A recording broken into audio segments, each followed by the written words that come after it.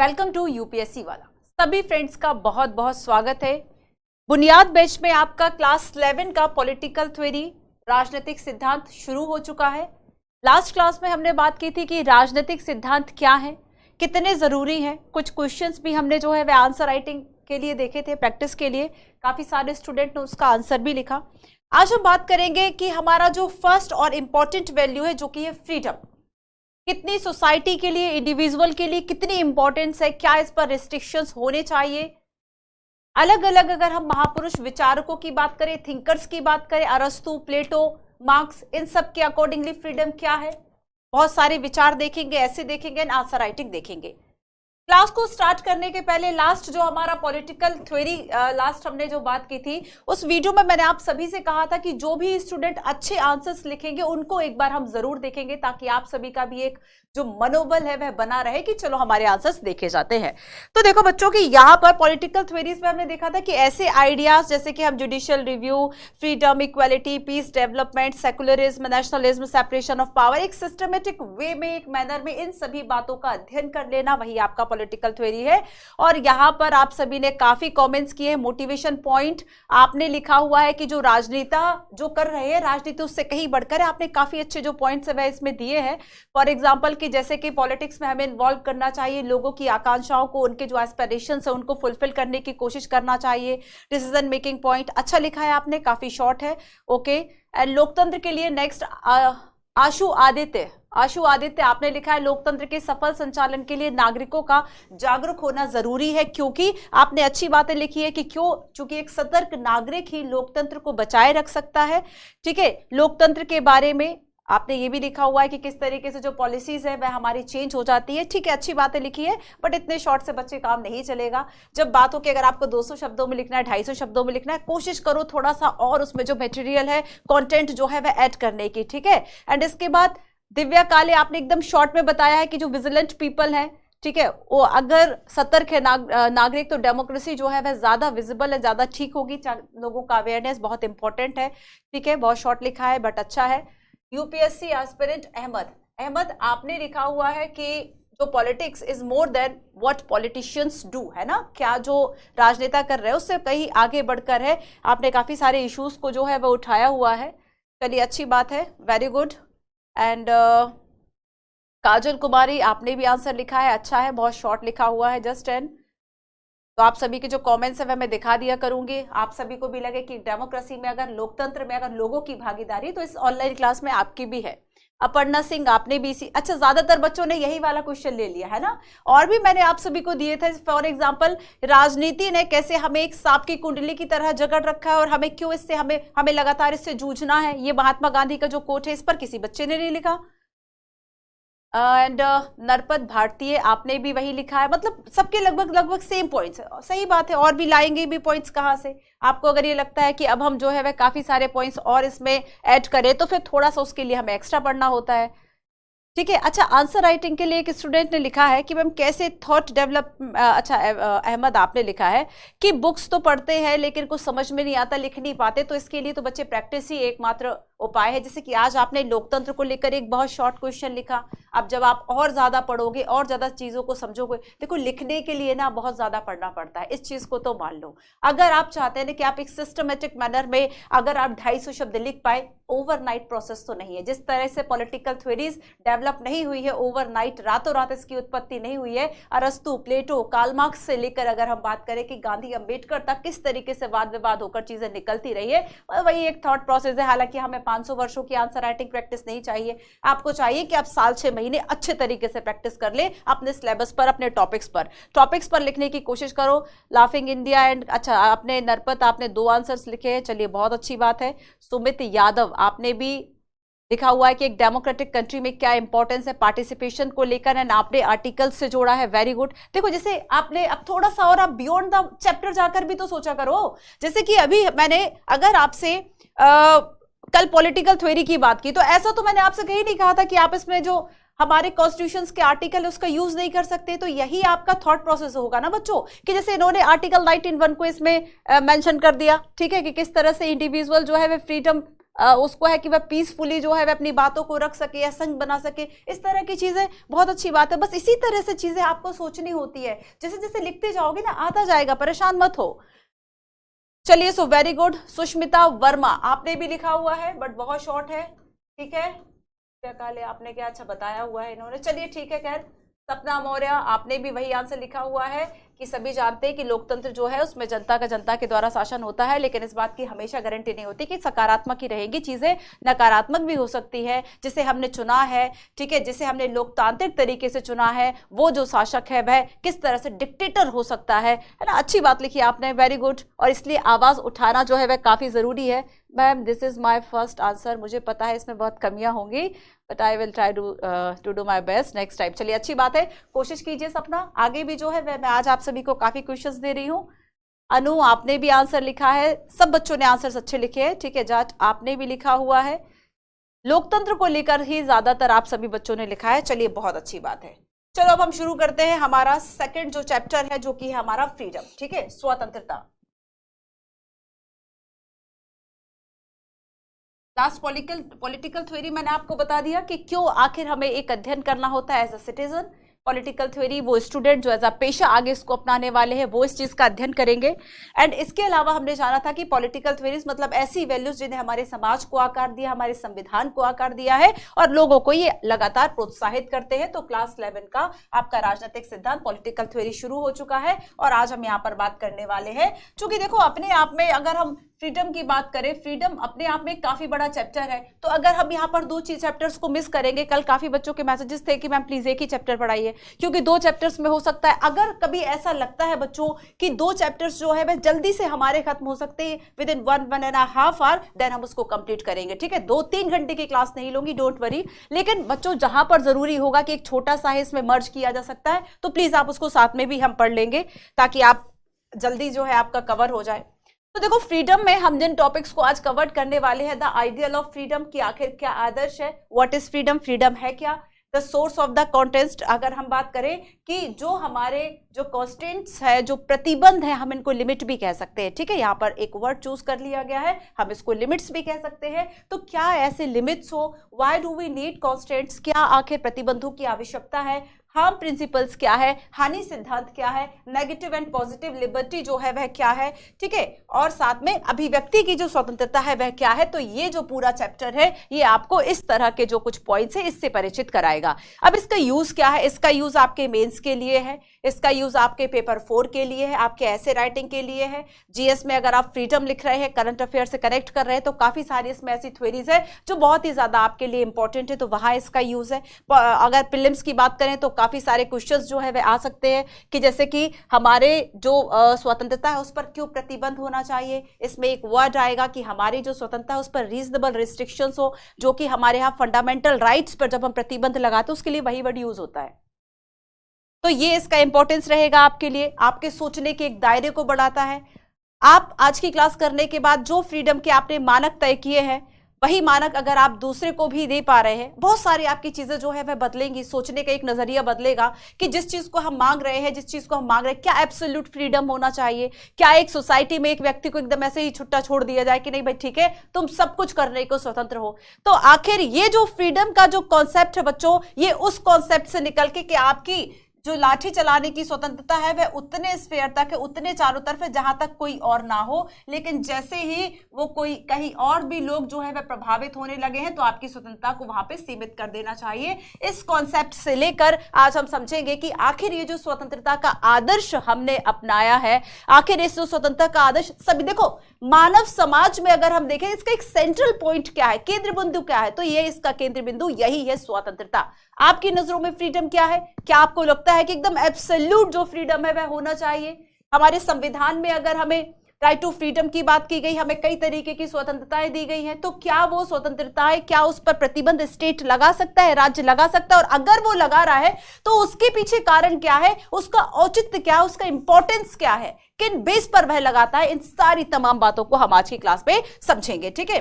गांधी जी के अकॉर्डिंगली स्वराज क्या है, या फिर हम बात करेंगे कि भाई वोल्टेयर कहता है जहां पे कल हमारी रूसो एंड मार्क्स की बात हुई थी। रूसो स्वतंत्रता की बात करते हैं कि स्वतंत्रता क्या है, एक मानव अधिकार, एक मानव का एक मानवाधिकार है, मूल अधिकार है, एज अ फंडामेंटल राइट्स उसको कंसीडर करते हैं। और वहीं पर कार्ल मार्क्स आके कहता है कि सुनो भैया, समानता जो है वह भी इसके बराबर का ही मूल्य है। स्वतंत्रता होना अच्छी बात है, लेकिन समानता पर आधारित जो स्वतंत्रता है वो ज्यादा सही होगी। तो यहां पर रूसो और मार्क्स की बात कल हो गई। आज हम बात करेंगे कि जब हम अभिव्यक्ति की स्वतंत्रता की बात करेंगे बच्चों, एक्सप्रेशन की बात करेंगे, फ्रीडम ऑफ एक्सप्रेशन की, अभिव्यक्ति की स्वतंत्रता बहुत ज्यादा हॉट टॉपिक, एक ज्वलंत मुद्दा। और इस अभिव्यक्ति की स्वतंत्रता को हम देखेंगे कि जो जेएस मिल है, देखो जेएस मिल का हानि सिद्धांत है, वो भी हम आज पढ़ने वाले हैं। उदारवाद, लिबरलिज्म की क्या डेफिनेशन है उसको हम पढ़ने वाले हैं। लिबरलिज्म का जो कॉन्सेप्ट है वह क्या है उसको हम पढ़ने वाले हैं। हार्म कॉन्सेप्ट, हानि सिद्धांत, हार्म थ्योरी, जो कि जॉन स्टुअर्ट मिल की, और जेएस मिल ने एक्सप्रेशन वाले पर एक बात कही कि इसको प्रतिबंधित नहीं किया जाना चाहिए। एक सोसाइटी के लिए बहुत जरूरी है कि लोग कुछ तो बोले, और उसके पीछे 4 कारण बताए, वो मैं आगे ही बताऊंगी, यहां नहीं, ठीक है। उसके बाद वोल्टेयर क्या कहते हैं कि मैं आपसे सहमत नहीं हूं, लेकिन आपके कहने के जो अधिकार की रक्षा है वह मैं टिल दैट करूंगा, मरने तक मैं आपके बोलने का जो अधिकार है उसकी रक्षा करूंगा, लेकिन मैं आपसे बिल्कुल भी सहमत नहीं हूं तब भी। तो ये बात यहां पर वोल्टेयर कहता है, ठीक है। I disapprove of what you say but I will defend to death your right to say it, कुछ कहने की स्वतंत्रता। तो ये सारी बातें काफी अच्छे अच्छे कॉन्सेप्ट्स है, इंटरेस्टिंग है। बच्चों फ्रीडम की जो कहानी है यहां पर वह शुरू होती है 2 विश्व के नेताओं से, एक नेल्सन मंडेला एंड एक आंग सान सू की, ठीक है। तो यहां पर नेल्सन मंडेला का जो साउथ अफ्रीका का, नेल्सन मंडेला की अगर हम बात करें तो आपने साउथ अफ्रीका का जो एक फ्रीडम स्ट्रगल है वह सुना कि किस तरह से यहां पर रंग भेद की नीतियां थी, किस तरह से यहां पर अपार्थाइड जो लॉ थे, और इसके खिलाफ एक लंबा संघर्ष इन्होंने किया। इन्होंने ये 28 वर्ष जेल में रहते हैं, 28 ईयर। अगर आपको कोई 2 दिन बंदी बना ले तो आपको अपनी स्वतंत्रता का आभास हो जाए पूरी तरीके से कि स्वतंत्रता कहते किसको है। अगर आपको कोई ऐसी कोठरी में डाल दे जहां ना आपको हवा देखने को मिले, ना हवा खाने को मिले, ना सूरज की रोशनी, तब हमें अपने जो फ्रीडम है उसका इंपॉर्टेंस समझ में आता है। लेकिन अगर कोई व्यक्ति जो है वह इस फ्रीडम के लिए अपने जीवन के 28 वर्ष दे सकता है, अगर वह इस फ्रीडम के लिए बच्चों अपने जीवन को, आजादी के लिए खुद को बांध सकता है, 28 साल जो है वह कैद में रहता है, तो यहां पर इस तरह के मूल्यों के लिए अपनी जान जोखिम में डालना, तो ये क्या है, ये मूल्य ऐसे थे जिन्होंने समाज को, जिन्होंने पूरे विश्व को दिशा दी। सेकंड हम बात करेंगे आंग सान सू की का, कि जिन्हें इनकी जो फैमिली है वह इनसे दूर दूसरे देश में थी, पर इन्हें जाने नहीं दिया, कुछ सुरक्षा कारणों से इनको बांध दिया गया, नजरबंद कर दिया गया। और यहां पर इनके द्वारा अपनी जो आत्मकथा है उसमें यह कहा गया कि अगर मानव जो है वह भय से जिएगा तो उसकी गरिमा कहां रही, तो भय के बिना जीना ही एक स्वतंत्रता हो सकता है, ये इनके द्वारा कहा गया, ठीक है। क्या कहा गया कि भय के बिना जीना ही एक स्वतंत्रता है, और अगर आप भयभीत है तब आपके जीने का कोई जो अर्थ है वह नहीं रह जाता। तो यहां पर हम 2 लोगों की बात करते हैं। तो देखो, लॉन्ग वॉक टू फ्रीडम, स्वतंत्रता के लिए एक लंबी यात्रा, ठीक है, लॉन्ग वॉक टू फ्रीडम,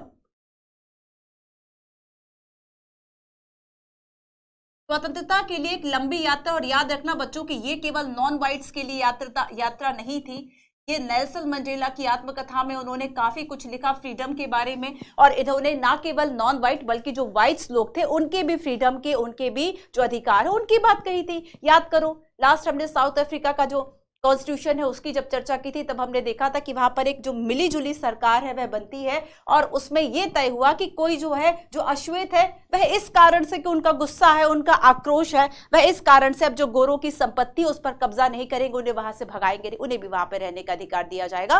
तो ये बात यहां पर कही जाती है। लॉन्ग वॉक टू फ्रीडम में ये बताते हैं कि क्या मूल्य है फ्रीडम का। फ्रीडम का जो मूल्य एक व्यक्ति के डेवलपमेंट के लिए क्या, आगे हम समझेंगे फ्रीडम क्या है, लेकिन उस फ्रीडम को समझने के पहले विश्व के 2 प्रमुख नेताओं की हम बात करेंगे, उनकी जीवनी, उनकी आत्मकथा की बात करेंगे।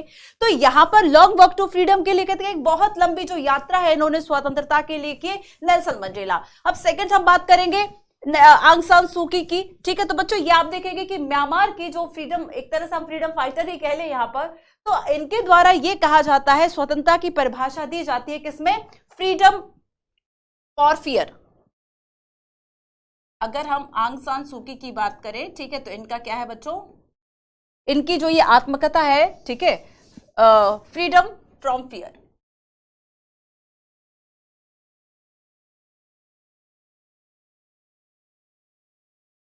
भय से मुक्ति। अगर आपको कोई भय सता रहा है, ठीक है, आपको मन में, अगर आपके मन में कोई डर है तो आप स्वतंत्र नहीं। मान लीजिए आप किसी से डर रहे हैं, आपको कोई ऐसी बात है जो कि डरा रही है, तो इसका मतलब क्या है कि आप उस चीज से बंधे हुए हैं। अरस्तु एंड प्लेटो, इन सबके जब आप थ्योरीज पढ़ेंगे, आप बताइए किसका ये कोट है जो मैं कहने जा रही हूं। इंसान पैदा तो स्वतंत्र होता है, लेकिन जैसे ही वह इस समाज में आता है वह इन बंधनों में जकड़ जाता है। इस तरह की जो बातें हैं वह आपको ऐसे राइटिंग में बहुत हेल्प करती है, आपको मेंस आंसर राइटिंग के लिए सोचने के लिए एक डायमेंशंस देती हैं।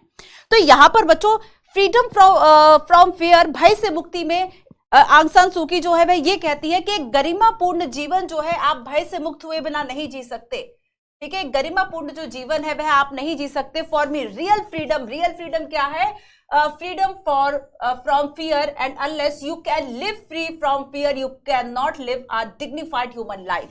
जब तक कि आप एक फ्री फील नहीं कर रहे हैं, जब तक आप फ्रीडम आपको नहीं मिल सकती। और अगर आप किसी भय से दबे हुए हैं, कोई डर आपको सता रहा है, आप स्वतंत्र नहीं, आप स्वतंत्र नहीं हैं। तो यहां पर ये कहा जाता है कि समाज में आपको अगर रहना है और एक डिग्निफाइड वे में रहना है, तो फिर आपको फ्रीडम जो है वह चाहिए होती है। फ्रीडम आपके अपने मन की एक ऐसी शक्ति कि आप बाकी जो भय है उसको पीछे छोड़ सके। और सही मायनों में अर्थ भी यही होना चाहिए स्वतंत्रता का। चलो कुछ बातें हम समझते हैं, फ्रीडम के बारे में कुछ इंपॉर्टेंट बातें हम समझते हैं, जो कि आपका पूरा जो इंसाइट है आपको इस चैप्टर का वह मिलेगा फ्रीडम के बारे में। ठीक है, सबसे पहली बात देखो बच्चों, फ्रीडम का मतलब क्या होना चाहिए, स्वतंत्रता का मतलब क्या होना चाहिए।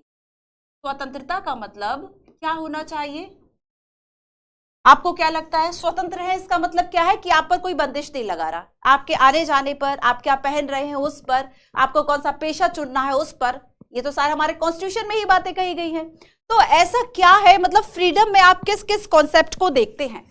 तो यहाँ पर ये जो चैप्टर है वह आपको कई कॉन्सेप्ट दिखाता है। तो सबसे पहले तो जब हमने नेल्सन मंडेला की बात की एंड यहाँ पर आंग सान सूकी की अगर हम बात करें, तो इनके द्वारा क्या कहा गया, इन दोनों की आत्मकथा भी आपको याद रखनी है।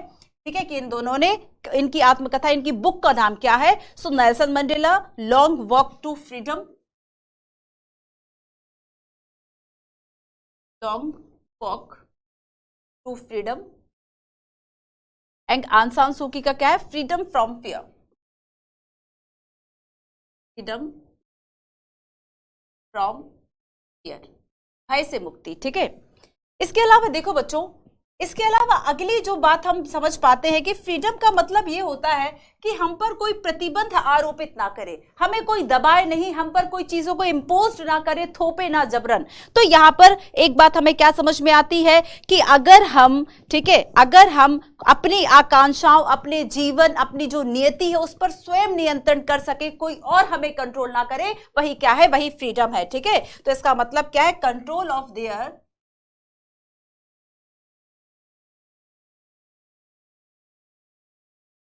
Control of their own lifes, अपना जीवन, लाइफ्स एंड डेस्टिनीज, अपनी जो नियति है वो हम खुद निर्धारित करें। ठीक है, protect their culture, their society,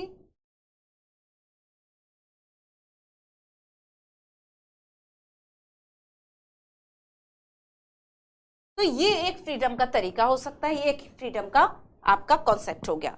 अब इसके आगे चलो, एक और तरीका क्या हो सकता है कि अगर जब हम फ्रीडम की बात करते हैं तो स्वतंत्रता कितनी, वही बात हो गई कि आपकी लाठी जब तक दूसरे को टच ना हो रही तब तक घुमाओ, कोई दिक्कत नहीं है। तो यहां से अगला जो प्रश्न उठता है बच्चों कि क्या यहां पर हम जिस स्वतंत्रता की बात कर रहे हैं कि हम अपना जीवन, हम अपनी नियति को, हम अपना जीवन, देखो हिंदी में जो मैं बोलती जा रही हूँ बच्चों प्लीज हिंदी में लिखते जाया करो। ठीक है, अपना जीवन भर जो नियति है हम इसको निर्धारित कर रहे हैं, इतनी स्वतंत्रता। ये दोनों बुक के नेम आप इंग्लिश में ही लिख लो। और ठीक है, तो लेकिन बच्चों इसके बाद अगला प्रश्न चिन्ह जो हमारे सामने उठता है कि ये जो स्वतंत्रता है वह कितनी होनी चाहिए।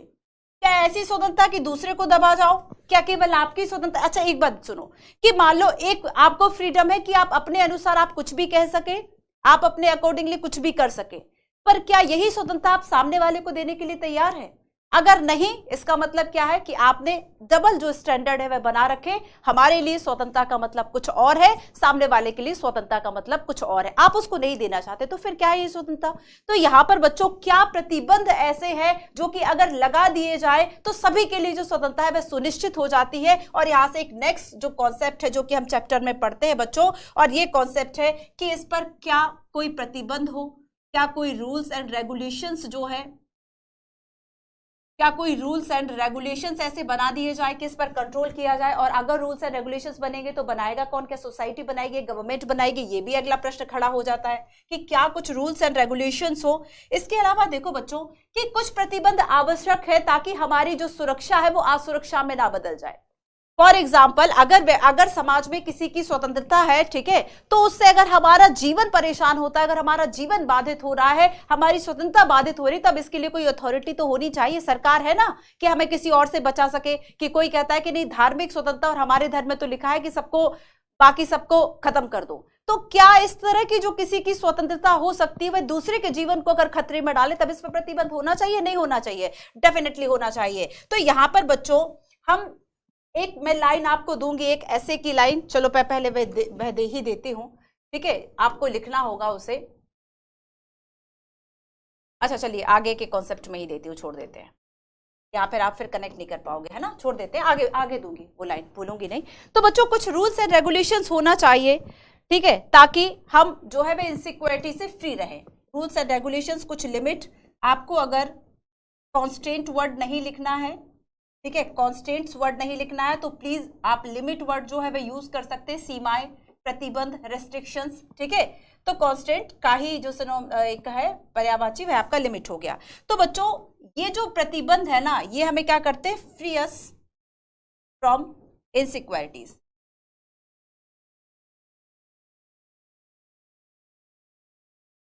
हमें असुरक्षा से जो है, ठीक है, वह बचाते हैं। तो इसलिए यहाँ पर जो प्रतिबंध है समाज में वह होना चाहिए स्वतंत्रता पर। और आगे देखो कि अगर यहाँ पर लिमिटेशंस तय हो रही हैं तो कितनी लिमिटेशंस हो, उसकी बात भी हम करेंगे। नेक्स्ट देखो बच्चों, नेक्स्ट है कि अगर हम ये देखें यहाँ पर कि क्या केवल हमारे ऊपर किसी प्रतिबंध का ना होना ही स्वतंत्रता है, या फिर इससे ज्यादा है स्वतंत्रता? स्वतंत्रता क्या है? क्या हमारे ऊपर किसी प्रतिबंध का ना होना स्वतंत्रता है, या फिर इससे कुछ ज्यादा है? तो सबसे पहले देखो कि हम अपनी योग्यताओं का विस्तार कर सके, ठीक है, हम अपनी योग्यता, अपनी अभिव्यक्ति को जो है उसका विस्तार कर सके, ये एक स्वतंत्रता की परिभाषा हो गई। तो यहां पर expanding the ability, expanding the ability, हमें एक पूरा ऐसा एनवायरनमेंट मिल पाए जिससे कि हम अपनी जो योग्यता है इसका विस्तार कर सके, हमारी अभिव्यक्ति जो है उसका विस्तार हो, ये हो गया, ठीक है। तो यहां पर देखो बच्चों कि अभिव्यक्ति का जो विस्तार है, आपकी जो योग्यता का विस्तार है, वह कब हो सकता है? जब आपके ऊपर, जब एक व्यक्ति के ऊपर बाह्य नियंत्रण ना हो। तो इससे अगली बात क्या हो गई? इससे अगली जो डेफिनेशन बात हो गई वह क्या है? व्हेन एक्सटर्नल, या तो लिमिटेशंस लिख लो, वैसे हम कांस्टेंट वर्ड ही यूज कर लेते हैं, constraints on the individual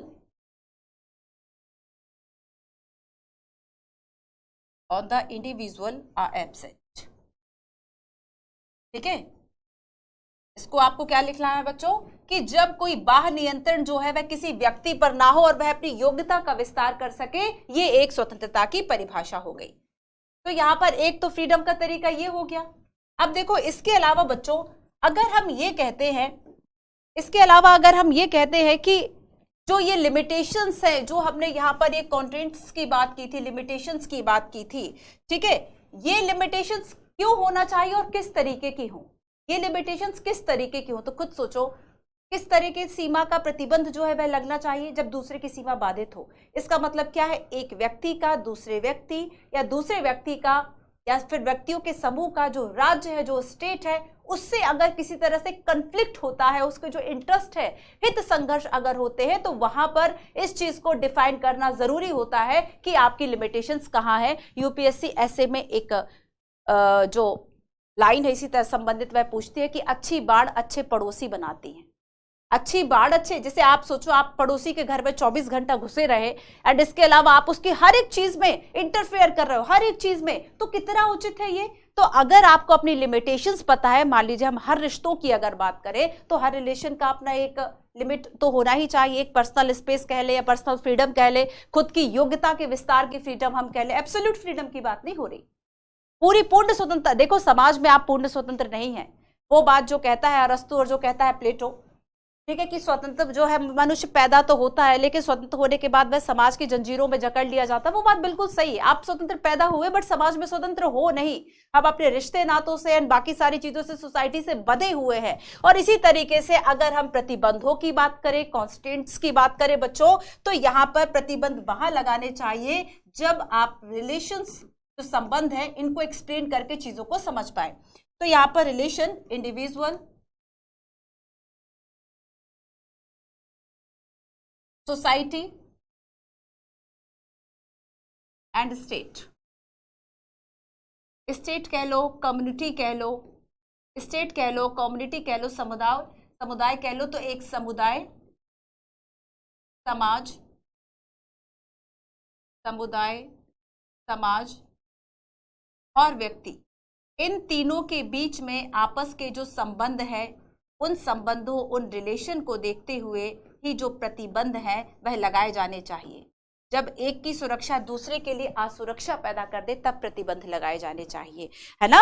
जब एक की सुरक्षा दूसरे के लिए असुरक्षा पैदा कर दे तब प्रतिबंध लगाए जाने चाहिए। तो इस तरीके से हमने क्या क्या कुछ कुछ बातें सीखी स्वतंत्रता के बारे में, ये पूरे चैप्टर का सार होगा, ठीक है। फिर बता दूं ये पूरे चैप्टर का सार होगा। अब इसके पहले देख लो बच्चों, अब अगली बात हम समझ लेते हैं कि आपने प्रतिबंध लगा दिया, लेकिन प्रतिबंध दो तरीके से लगेंगे। ये जो प्रतिबंध है ना वो दो तरीके से लगेंगे, और इसमें बच्चों एक तरीका है गवर्नमेंट जो है वह इस तरह के रूल्स बना दे, इस तरह के लॉ मेकिंग कर दे, लॉज बना दे और इनको फिर समाज पे थोप दिया जाए, और ये फोर्सफुली होंगे। अब ऐसा नहीं कि सरकार ने बना दिया कि भाई सभी लोग जो है वह समान होंगे, ये आपके लिए विवेकाधीन कहाँ रहेगा, ये आपके लिए बाइंडिंग है। अगर नहीं मानोगे आर्टिकल 14, आप जैसे आपने समानता की बात करते हैं, ठीक है, राइट टू इक्वालिटी की बात करते हैं, और अगर इसका वायोलेशन होता है आप सुप्रीम कोर्ट जा सकते हैं डायरेक्ट। तो यहाँ पर विवेकाधीन तो नहीं है ना, कोई भी आपको बांध तो नहीं सकता। तो यहाँ पर बच्चों गवर्नमेंट के रूल्स की जब हम बात करेंगे तो ये दो तरीके से प्रतिबंध लग सकते हैं, एक तो जब सरकार लगा दे, दूसरा जब समाज में अपने आप ये प्रतिबंध लग जाए।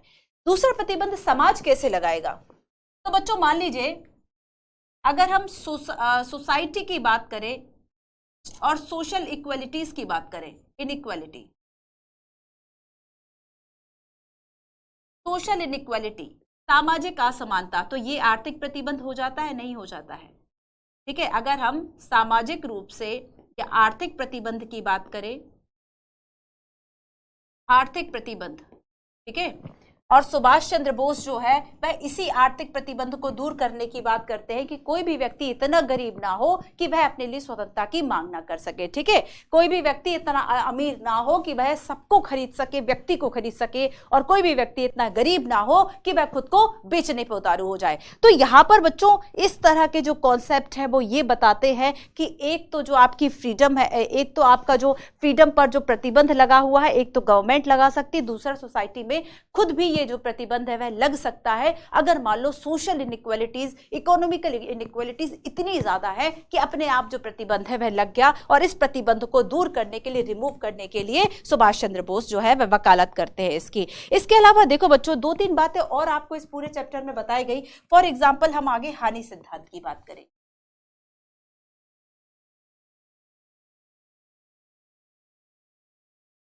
ठीक है। फॉर एग्जाम्पल हम हानि सिद्धांत की बात करेंगे, हार्म थ्योरी। ये थ्योरी कहती है, हानि सिद्धांत में, हानि सिद्धांत का मतलब है कि जैसे आपकी स्वतंत्रता पर प्रतिबंध लगा दिया, आपकी हानि हो गई ना। जैसे मान लीजिए आपने बहुत ज्यादा लाउड स्पीकर पर जो गाने हैं वह आपने सुन रखे हैं, आप देखेंगे दिल्ली में जो नियम है जिसके अंतर्गत आप चाहे शादी विवाह हो, बर्थडे पार्टी हो, कुछ भी हो, लेकिन 10 बजे के बाद जो है वह आप लाउड स्पीकर पर नहीं नाच सकते, ठीक है।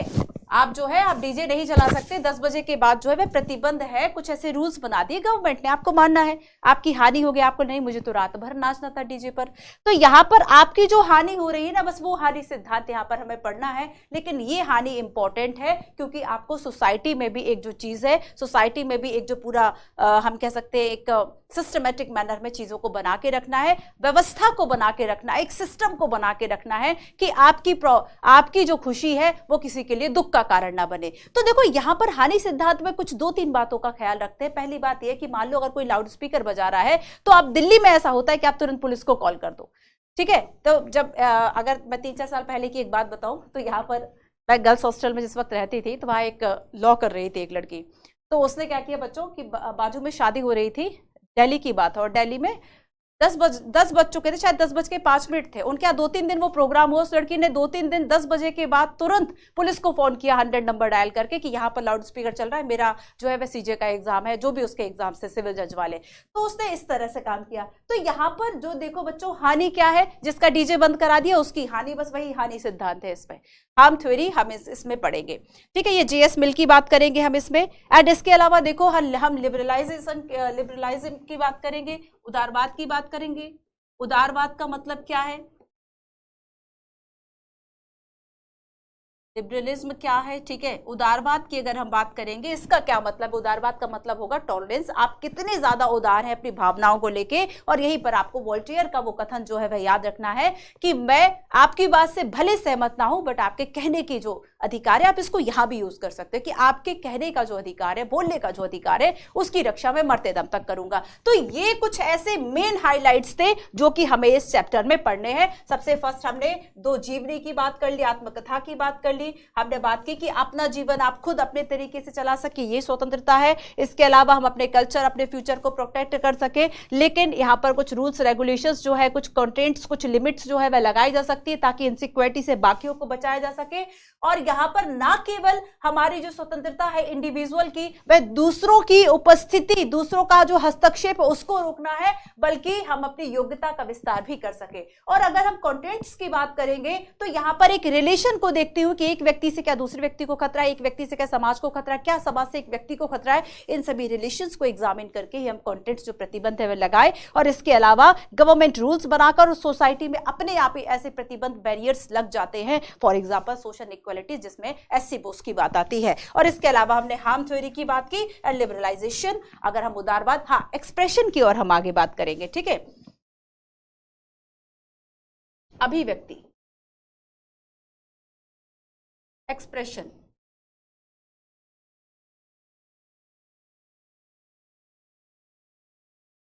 Freedom of expression.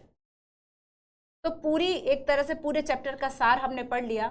अभिव्यक्ति की अगर हम बात करें, अभिव्यक्ति की स्वतंत्रता, ठीक है। और इस पे हम देखते हैं कि अभिव्यक्त करना चूंकि इसलिए जरूरी है बच्चों, क्योंकि आप जिस सच को सच मानते हो सकता है वह ना हो, वह ट्रू ना हो। आप जिस चीज को सच मानकर इतने समय से अपना रहे हो सकता है वह सच ना हो, लेकिन अगर उस पर वाद विवाद होंगे, एक पॉइंट ऑफ व्यू के बाद उस पर डिस्कशन होंगे, तो हो सकता है चीजें जो है वह और निकलकर सामने आए। दूसरी बात हम अभिव्यक्ति में देखेंगे, जीएस मिल का एक कथन है जिसमें कि वो ये कहते हैं, उनकी थ्योरी है बेसिकली, इसमें 4 बातें कही गई है कि अभिव्यक्ति चूंकि इसलिए जरूरी है समाज के लिए क्योंकि जो सच आप मान रहे हो वो सच ना हो। सत्य अपने आप में कुछ नहीं होता, सत्य अपने आप में कुछ नहीं, बल्कि वह कुछ बातों के बाद निकलकर ही सामने आता है। तो सत्य अपने आप, सोचो कि पहली बात जो कही गई, जो पहला सिद्धांत बना वही सच था, ये गलत है। उसके बाद धीरे धीरे उसमें डेवलपमेंट होता है, वाद विवाद होते हैं, बहस होते हैं, और फिर एक निष्कर्ष जो है वह निकलकर सामने आता है। ये दूसरी बात थी। तीसरी बात थी कि ये जो प्रोसेस है वह चलती रहती है। जितना प्राचीन काल में जरूरी था, जितना हमारे अतीत में जरूरी था इन भावनाओं का, इन विचारों का, इन आइडियोलॉजीज का मंथन, उतना आज भी जरूरी है। हो गई। तो ये 3-4 बातें जो है ये हमारे फ्रीडम ऑफ एक्सप्रेशन के अंतर्गत है। तो ये जो है आपका पूरा चैप्टर का समरी है। साइट हो रही हूं, प्लीज स्क्रीनशॉट ले लो। हिंदी इंग्लिश अपने अकॉर्डिंगली जो नोट्स है बच्चों वह प्लीज बनाते जाओ।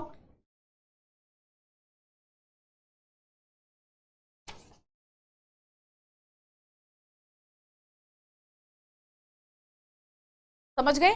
चलिए शुरू करते हैं। चलो आओ, एक मैंने कुछ बीच में इस तरह के जो मैंने कल आपसे कहा था कि कुछ पेजेस जो है अपने अपने एनसीईआरटीज के वो मैं रखूंगी ताकि इंपॉर्टेंट लाइंस जो है वो आप एक बार जरूर पढ़ लें। जरूरी है बच्चों ये पढ़ना। मेरी हर क्लास के बाद प्लीज एटलीस्ट 2 रिविजन्स जो है, एटलीस्ट 2 रीडिंग्स जो है वो आपको लगानी है, नोट्स आपको बनाने हैं। जो मैं क्वेश्चन दे रही हूँ वो प्रैक्टिस करना अगर आप चाहते हैं कि पॉलिटी जो है आपकी बहुत अच्छी हो जाए, तो आपकी पॉलिटिकल थ्योरीज है बहुत आगे आप देखोगे कि मेंस के क्वेश्चन आपसे अपने आप बन रहे हैं। क्योंकि जब स्वतंत्रता समानता पूछे तब आपके दिमाग में पहले ही था, मैं रूसो मार्क्स को लिख सकता हूँ, वोल्टेयर को लिख सकता हूँ, अभिव्यक्ति की स्वतंत्रता में जेएस मिल को लिख सकता हूँ, अपने आप लिखोगे। जब आप मौलिक अधिकारों पर प्रतिबंध की बात होगी आप तुरंत जोड़ लोगे आज की क्लास से, तो आपको मजा आएगा बच्चों। और आंसर राइटिंग में यही एक तरीका हो सकता है कि आपको आना चाहिए तभी लिख पाओगे। आप सोचो कि आपको अधूरा ज्ञान है और आप लिख लो, पॉसिबल ही नहीं है। तो ह्यूमन हिस्ट्री की अगर हम बात करें, बहुत सारे ऐसे एग्जाम्पल्स है बच्चों, हमने देखा बहुत सारे एग्जाम्पल्स है जब हमने कुछ कम्युनिटीज ने जो है वह कुछ कम्युनिटीज का शोषण कर लिया और यहां पर इस चीज से निकलने के लिए उन्हें लंबा संघर्ष किया गया। और यहां पर कई प्रेरणादायी कहानी, जैसे कि हमने 2 बातें की। इसलिए देखो हम कहे कि सार रूप में अगर हम देखें, ठीक है, तो सार रूप में अगर हम देखते हैं तो स्वतंत्रता का मतलब क्या है? The struggle for freedom represent the desire of people to be in control of their own life and destinies and to have the opportunity to express themselves freely through their choice and activities. सार रूप में स्वतंत्रता का मतलब क्या है कि संघर्ष जो है इस लोगों की आकांक्षाओं को दिखाता है कि वह अपने जीवन और अपनी नियति को नियंत्रित कर सके और अपनी इच्छाओं और गतिविधियों को आजादी से व्यक्त करने का अवसर जो है वह बना रहे। तो आप समझ तो गए, मैंने आपको बता दिया इस तरीके से, तो आप इन चीजों को समझ तो गए शॉर्ट में। लेकिन बच्चों जब बात होती है ना कि आपको लिखना इस फॉर्म में है, तब आपको इसलिए किताब पढ़नी है, एटलीस्ट 2 रीडिंग करना, 2 रीडिंग एटलीस्ट कोशिश करो। क्लास के पहले एक बार पढ़ के आओ, क्योंकि आसानी से चीजें याद नहीं होगी। एक बार क्लास के पहले पढ़ के आ जाओ, समझ में कुछ नहीं आया, क्लास में सब कुछ समझ में आ गया आपको, फिर जाके एक बार और रीडिंग कर लो। आप देखना क्लास के पहले जो रीडिंग की थी और क्लास के बाद जो रीडिंग की थी, आपको फार डिफरेंस समझ में आएगा। तो संघर्ष क्या है? स्वतंत्रता के लिए संघर्ष लोगों की इस आकांक्षा को दिखाता है कि वे अपने जीवन, अपनी नियति को नियंत्रित करें और अपनी इच्छाओं और गतिविधियों को आजादी से व्यक्त करने का जो अवसर है वह बना रहे। ना केवल व्यक्ति वरन समाज भी अपनी स्वतंत्रता को महत्व देते हैं और चाहते हैं कि उनकी संस्कृति और जो भविष्य है उसकी रक्षा हो सके, है ना। तो यहां पर ये इंपॉर्टेंट पॉइंट था। अब हम आगे चलते हैं और अब हम बात करेंगे व्हाट इज फ्रीडम। फ्रीडम का मतलब आखिर है क्या? फ्रीडम का मतलब आखिर है क्या? तो वो 4-5 बातें मैं आपको बताती हूं। सबसे पहली बात तो बच्चों फ्रीडम में आपको याद रखना है कि फ्रीडम का मतलब है कि आप पर किसी तरह से जो बाहरी प्रतिबंध है वह ना हो। फ्रीडम का मतलब जो है वह क्या है? एब्सेंस ऑफ, तो पहले बताया था वही बात है ना, absence of constraints when external constraints on the individual are absent।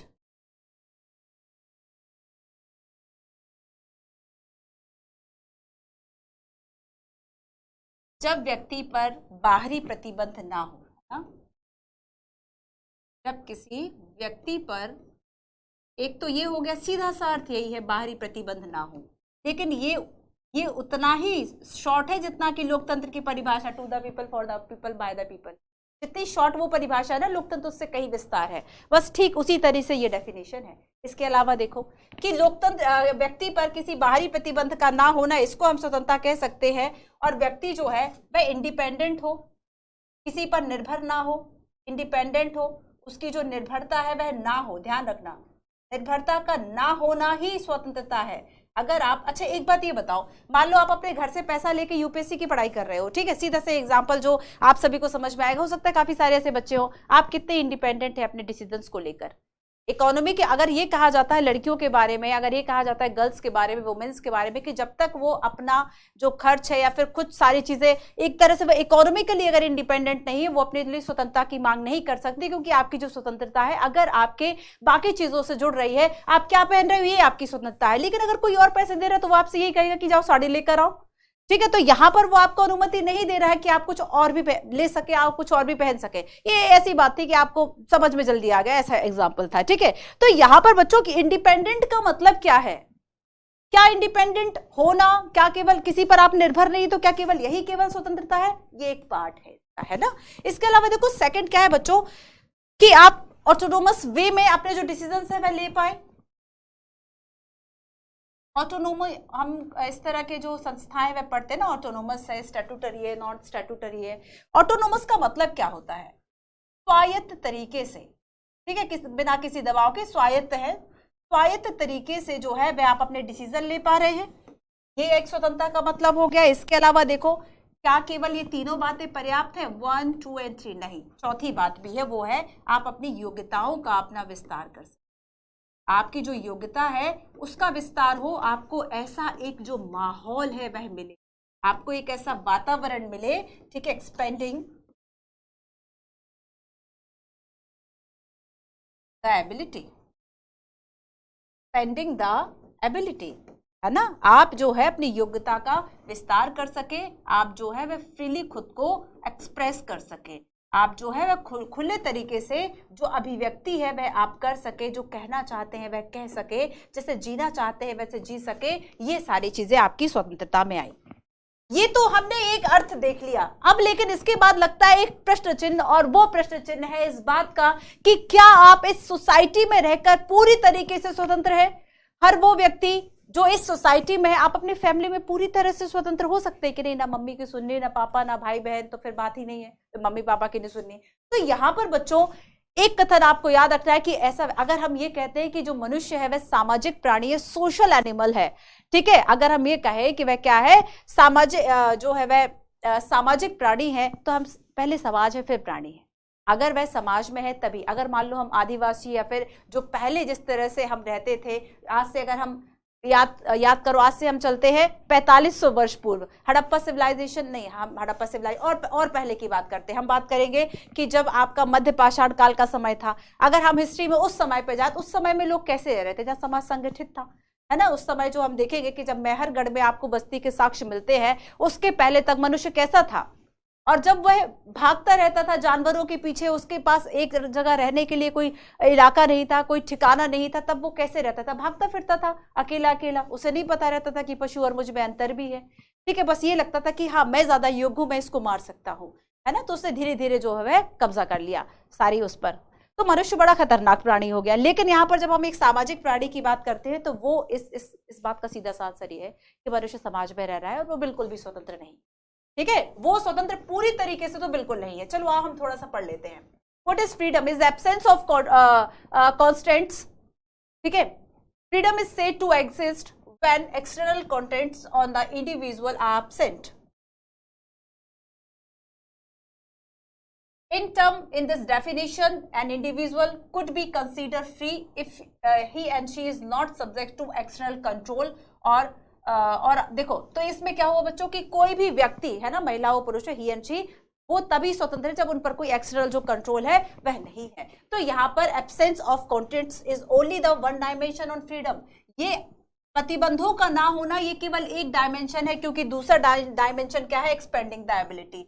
ये एक डायमेंशन है प्रतिबंध ना हो, लेकिन दूसरा डायमेंशन फ्रीडम का एक्सपेंडिंग द एबिलिटी, अपनी जो योग्यता है उसका विस्तार करना, ऐसा आपको माहौल दिया जाए, ठीक है, क्लियर। चलो अब हम आगे चलते हैं और आगे हम इस बात को समझते हैं बच्चों। इसी के आगे की बात है वो क्या है कि अब तक हमने फ्रीडम की अर्थ की बात कर ली, अब समझो इसका आगे का कॉन्सेप्ट। फ्रीडम में हमने देख लिया कि जो फ्रीडम है, ठीक है, व्हाट इज फ्रीडम। फ्रीडम में हमने दो बातें कर ली और उन दो बातों में हमने जाना कि एक तो किसी बाहरी प्रतिबंध का ना होना, एक तो बाहरी प्रतिबंध का ना होना, और दूसरा हमने देखा कि हम अपनी योग्यता का विस्तार कर पाए। ये सारी चीजें पहले इंग्लिश में लिखी है, ठीक है, योग्यता का विस्तार, इसलिए थोड़ा सा उदारवाद को अपनाना, वरना लिखने लग जाओ मैम हिंदी में क्यों लिखते, अरे भाई हिंदी सब चलने दो बच्चों। तो यहाँ पर बाहरी प्रतिबंध ना हो, लेकिन इसके अलावा एक बड़ा सा क्वेश्चन मार्क, और ये क्वेश्चन मार्क ये कहता है कि क्या मनुष्य पूरी तरह से स्वतंत्र है? क्या हमें एब्सोल्यूट फ्रीडम है?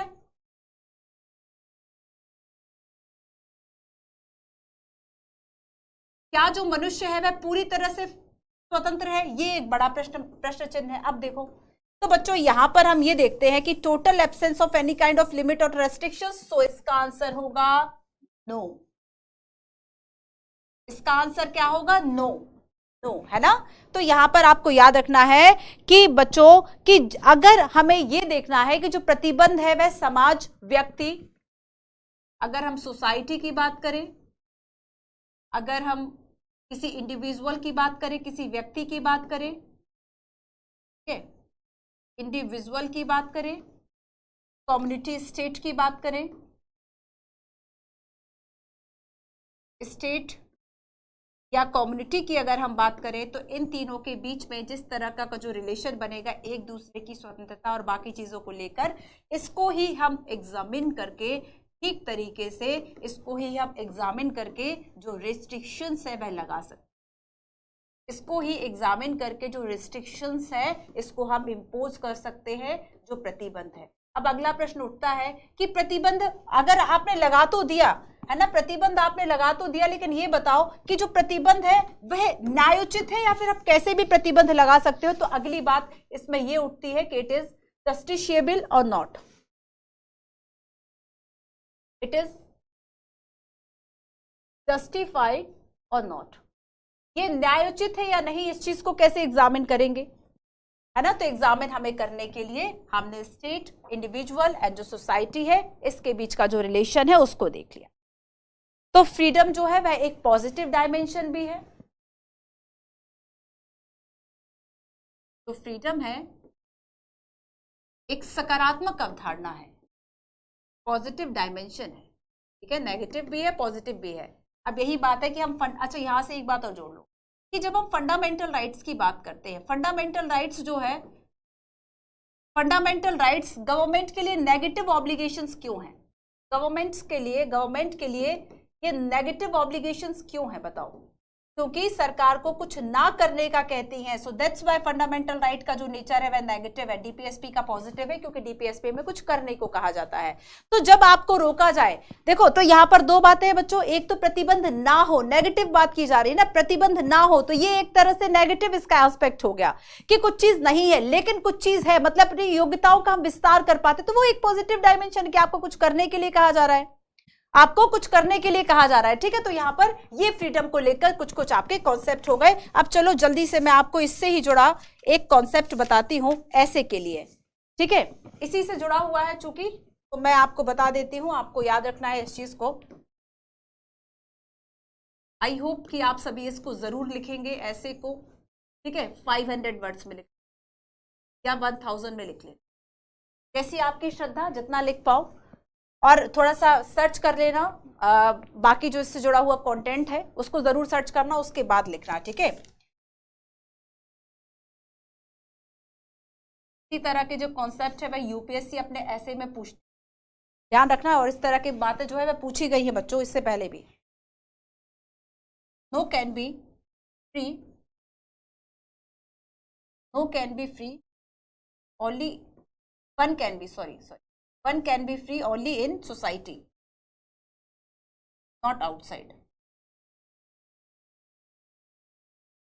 हिंदी में लिख लो, व्यक्ति केवल समाज में ही स्वतंत्र है, व्यक्ति केवल, अकेले रह रहे हो तो कैसी स्वतंत्रता, व्यक्ति केवल समाज में ही, एक टापू पर अकेले हो तब कैसी स्वतंत्रता, किसकी स्वतंत्रता, एक सोसाइटी में नहीं हो तब कैसी, जैसे असामाजिक तत्व है, अगर वो सोसाइटी का पार्ट ही नहीं खुद को माने तब कैसी स्वतंत्रता हो, कैसा दूसरे की स्वतंत्रता को छीनने का उनका मतलब। तो व्यक्ति केवल समाज में ही जो है वह स्वतंत्र हो सकता है, समाज के बाहर नहीं। देखो ये इंपॉर्टेंस है एनसीईआरटी का, सीधी सीधी जो लाइन है वो उठा के यूपीएससी पूछ लेता है, व्यक्ति केवल समाज में ही स्वतंत्र हो सकता है,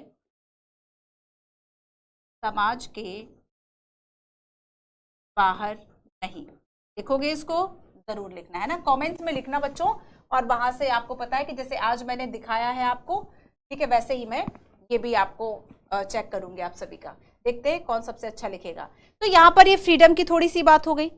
अब हम आगे बात करेंगे कि आखिर ये जो फ्रीडम है, ठीक है, इस पर रिस्ट्रिक्शंस को लेकर कुछ बातें हो जाएं, फ्रीडम को लेकर कुछ रिस्ट्रिक्शंस की बातें हो जाए, लेकिन उसके पहले देखो ये रहा वो code, No individual living in society can hope to enjoy total absence of any kind of constraints of restrictions. कोई भी व्यक्ति जो इस सोसाइटी का हिस्सा है वह खुद के लिए टोटल एब्सेंस नहीं मांग सकता कि किसी भी तरह का रिस्ट्रिक्शंस मेरे लिए नहीं होगा, क्योंकि अगर आपकी जो स्वतंत्रता है जब दूसरे के लिए परेशानी का सबब बन जाएगी, है ना, तब आपको वहां रुकना होगा। तो यहाँ पर एक स्फीयर, एक दायरा जो है बच्चों वह आपका बना दिया कि अगर दूसरे की स्वतंत्रता प्रभावित होगी वहां पर आपको रुकना होगा। Become necessary then to determine which social contents are justified and which are not। लेकिन यहाँ पर इस बात का निर्धारण जो है वह कर लेना बहुत ही ज्यादा आवश्यक होता है कि कौन सी ऐसी बातें हैं जो कि न्यायपूर्ण है, जिस पर हमें प्रतिबंध लगाना चाहिए, क्योंकि बार बार अगर प्रतिबंध लगेगा फिर आदत सी हो जाएगी। जैसे आप देखेंगे कि फालतू में चाहे हम कि मतलब चलो किसी का भी बोलते हैं, फैमिली पे नहीं जाते इस बात को लेकर कि मान लीजिए बात बात पर कोई आपको हर चीज के लिए टोके, हर चीज से, चाहे वह सही हो या आप सही भी कर रहे हो तो भी टोका जा रहा है, गलत कर रहे हो तब तो टोका ही जाना है। तो यहां पर इस बात का तो कहीं ना कहीं एक दायरा तो बना लेना चाहिए कि किस बात पर आप टोकोगे, किस बात पर आप नहीं टोकोगे। तो यहां पर बच्चों इस चीज को डिफाइन करना, इस चीज का निर्धारण कर लेना कि सामाजिक रूप से आप कितने स्वतंत्र हो, कहां पर आप पर रोक लगाई जाएगी, दैट इज इंपॉर्टेंट, है ना। और ये कैसे होगा, तो सीधी सी बात है, to understand which social contents are necessary discussion on freedom need to look at the core relationship between the individual and the society and the community। तो यहां पर relationships जो है उसको हम देख ले, ठीक है, क्लियर है। तो यहां पर thus for we have definite freedom as the absence of constraint to be free be to be reduced of minimum social contents that limit our ability to make choice freely। however this is only one aspect of freedom, to put in another way freedom also have a positive dimensions। अब देखो इसका मतलब ये है बच्चों कि अगर हम एक सोसाइटी में रह रहे हैं और वहां पर अगर हम ये बात करें कि जो लिमिट्स है वह कितनी होना चाहिए, तो मिनिमम लिमिट्स होना चाहिए, न्यूनतम ऐसे प्रतिबंध हो जहां आपको अपने विकास का अवसर मिले। और अगर आप जब हम एबिलिटीज की बात करते हैं कि अपने एबिलिटीज को एक्सपेंड करना, और ऐसा हमारे लिए एक सोशली एनवायरनमेंट मिल रहा है, that is the positive dimension, है ना। ये पॉजिटिव डायमेंशन है इसका फ्रीडम का। क्लियर हुआ। अब हम आगे बात करते हैं कि प्रतिबंधों के स्रोत क्या हो, ठीक है। तो अभी तक हमने कॉन्स्टेंट्स की बात कर रहे हैं, अब देखो इसके सोर्स की बात करें। तो सोर्स में आपको पहले बता चुकी हूं कि सोर्स एक तो हो सकता है कि जो गवर्नमेंट के द्वारा नियम बनाए गए हैं। फर्स्ट सोर्स क्या है, गवर्नमेंट के जो लॉ बने हुए हैं, ये एक सोर्स हो गया। गवर्नमेंट ने कोई नियम बना दिया, आपके लिए वो प्रतिबंध हो गया। सेकंड जो है कि अपने आप जो सोसाइटी में बन गया, जैसे कि सोशल इनइक्वालिटीज, ठीक है, सामाजिक रूप से असमानता अगर हम कहें, आय असमानता अगर हम कहें, इकोनॉमिक इक्वालिटीज अगर हम कहें, तो इस आधार पर भी रिस्ट्रिक्शंस अपने आप लग जाता है समाज में कि आप इवन इस चीज को तो एंजॉय नहीं कर सकते। आप आर्थिक स्वतंत्रता को कैसे एंजॉय करोगे अगर आप गरीब हो तो यहाँ पर बच्चों गवर्नमेंट के लॉ, सोशल इनइक्वालिटीज है, सुभाष चंद्र बोस इस तरह की जो इनइक्वालिटीज है उसको रिमूव करने की बात करते हैं। इसके अलावा तो ये हो गया आपका प्रतिबंधों का स्रोत। अब हम आगे देखेंगे कि ये प्रतिबंध आवश्यक क्यों है। नेक्स्ट चर्चा क्या है, अभी तक हमने फ्रीडम की बात कर ली, पॉजिटिव नेगेटिव थोड़ा सा हो गया, है ना। अब हम बात करेंगे कि आखिर जरूरत क्यों है, रिस्ट्रिक्शंस की जरूरत क्यों है, ठीक है। तो फ्रीडम, इसका क्या दायरा है, इसका मीनिंग क्या है, तो हमने समझ लिया। मीनिंग के बाद हमने जो रेस्ट्रिक्शंस है, जो लिमिट्स है, हमने देख लिया कि लिमिट्स जो है वह कैसी हो कि या तो गवर्नमेंट जो है वह लॉ बना दे, या तो सोसाइटी में अपने आप ही डेवलप हो जाए। फॉर एग्जाम्पल इनकम को लेकर इनइक्वालिटी।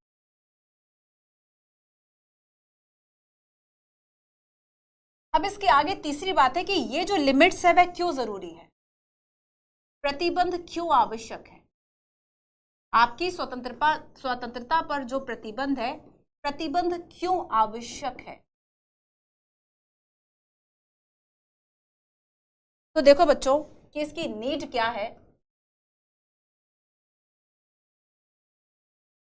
सबसे पहला तो ये देखो कि अगर हम एक समाज में रह रहे हैं और हमें समाज को एक गर्त में डूबने से बचाना है, तो इसके लिए जो है कि हम फिर से जिस व्यवस्था से हम उठकर आए हैं, जिस आदिवासी व्यवस्था से, जिस आदम हम कहते क्या खाना बदोश जिस समुदाय से हम उठकर आए हैं, ठीक है, और हमने एक सोसाइटी में रहने के लिए कुछ हमने ट्रेडिशन डेवलप कर लिए, कुछ हमने मान्यताएं बना ली, कुछ रूल्स रेगुलेशंस बना लिए। हर सोसाइटी के अपने अपने कॉन्सेप्ट होते हैं, समय के साथ साथ बदलते रहते हैं। पहले भी हमने बात की थी डेमोक्रेटिक राइट में कि अगर हम नोशन ऑफ डेमोक्रेटिक राइट्स की बात करें या फंडामेंटल राइट्स की बात करें तो ये अवधारणा बदलती रहती है हर एक समाज में। फॉर एग्जाम्पल 200 साल पहले सऊदी अरब में नहीं दिया गया था महिलाओं को वोट, कहीं भी नहीं दिया गया था, फिर बाद में दिया गया, चाहे ब्रिटेन हो, अमेरिका, इंडिया, हर जगह। तो यहाँ पर देखो कि जब हम प्रतिबंध की बात करते हैं तो सबसे फर्स्ट यहाँ पर बच्चों कि अगर एक सोसाइटी में रहना है तो सोसाइटी में सोचो कोई रूल्स रेगुलेशंस नहीं है, कोई भी किसी के घर में जाके रहे, कोई भी किसी का घर छीन ले, रोड पर कोई भी बस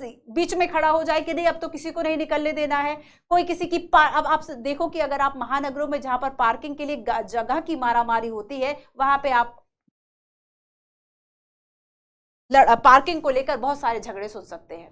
तो यहाँ पर बच्चों सोसाइटी में कुछ जो एक व्यवस्था, एक जो सिस्टम है यह बना रहे, सोसाइटी जो है हमारी गर्त में फिर से ना चली जाए। हम जिस समाज से उठकर आए हैं, आज हम खुद को अगर सभ्य समाज का एक नागरिक कहते हैं तो हम फिर से असभ्य ना हो जाए, हम फिर से जो है वह दूसरे की लिमिट का सम्मान जो है वह पहले क्या परिवार होते थे, नहीं होता था, है ना, पहले फैमिली नहीं होती थी, पहले परिवार नामक संस्था नहीं थी, समाज नामक संस्था नहीं थी। तो लोग अगर एक समाज में आपको रहना है तो कुछ रूल्स रेगुलेशंस, जैसे कास्ट की अगर हम बात करें कि अगर आपको सोसाइटी में रहना है तो आप उस कास्ट को फॉलो करोगे, एटलीस्ट शादियां तो जो इंटर कास्ट है वह नहीं होगी, और अगर होगी तो आपको समाज से बाहर कर दिया जाएगा। ये क्या, ये समाज का नियम है, ये समाज का नियम है कि इंटरकास्ट अगर मैरिज करोगे तो आपको उस समाज से भले ही आपको अब जो चीजें हैं, बंधन है, कुछ कम हो गए, लेकिन फिर भी आपको कहने के लिए तो बाहर कर ही दिया जाएगा कि नहीं अब वो नहीं, उनकी बात छोड़ो, है ना, उनकी फैमिली की बात छोड़ो, वहां हमें शादी विवाह नहीं करना। तो यहाँ पर ये सारी जो बातें कि बच्चों एक सोसाइटी का जो सिस्टम है वह बना रहे, ठीक है, क्योंकि एक सोसाइटी में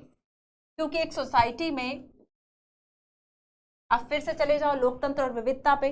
सोसाइटी में क्या होंगे, डिफरेंसेस होंगे। कितने बच्चों को याद आ गया कि डिफरेंसेस होंगे तो क्या होंगे, तो डिफरेंसेस होंगे आइडियाज के, डिफरेंसेस होंगे ओपिनियंस के, उनका जो दृष्टिकोण है, उनका जो विचार है, इसके बीच में डिफरेंस है। और अगर ये खुद से उस डिफरेंस को सुलझाने में लग जाए और अब यहाँ पर मान लीजिए किसी तरह का अगर कोई कॉन्फ्लिक्ट हो जाए, विवाद हो जाए और इन विवादों का समाधान एक हिंसा के रूप में हो, तो यहाँ पर क्यों ना हम कुछ ऐसे रूल्स बना दें कि ये वाली कंडीशन आ ही ना पाए और इसके लिए ही हमारे लिए प्रतिबंध आवश्यक है। ये हो गई पहली बात। अब दूसरी बात है बच्चों कि देखो अगर मान लीजिए कॉन्फ्लिक्ट क्यों हुआ था, क्योंकि यहाँ पर जो महत्वाकांक्षाएं हैं वह टकरा रही थी।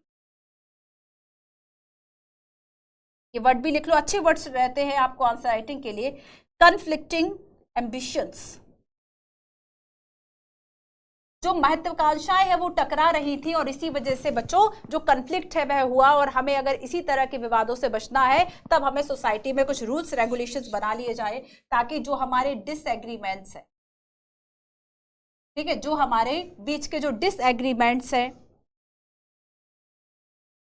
उनका एक्सप्रेशन ठीक से हो जाए और वो एक ओपन कॉन्फ्लिक्ट में चेंज ना हो, वो जो है वह ओपन कॉन्फ्लिक्ट में ना चेंज हो, एक खुला संघर्ष ना हो। इसको रोकने के लिए आवश्यक जो खुला संघर्ष, खुली हिंसा है एक समाज में, मान लो एक धर्म को लेकर छोटा सा, चलो हम हिंदू मुस्लिम की ही बात करते हैं, क्यों छोड़े इस विषय को। अगर हम हिंदू मुस्लिम दंगों की बात कर ले, ये क्या है कि एक धर्म को, एक विश्वास को हम टॉलरेट नहीं कर रहे कि नहीं इस सोसाइटी में अगर हमें मान लो छोटा सा बहुत छोटी सी चिंगारी अगर भड़क गई बच्चों, बहुत छोटी सी, भले उसमें कितना, चाहे एक छोटा सा वीडियो हो, चाहे किसी का कोई मैसेज हो, ठीक है, अगर वो छोटा सा भी जो मैसेज है वह गलत तरीके से चला गया और आप देखेंगे जो दंगे शुरू होते हैं रोक पाना मुश्किल।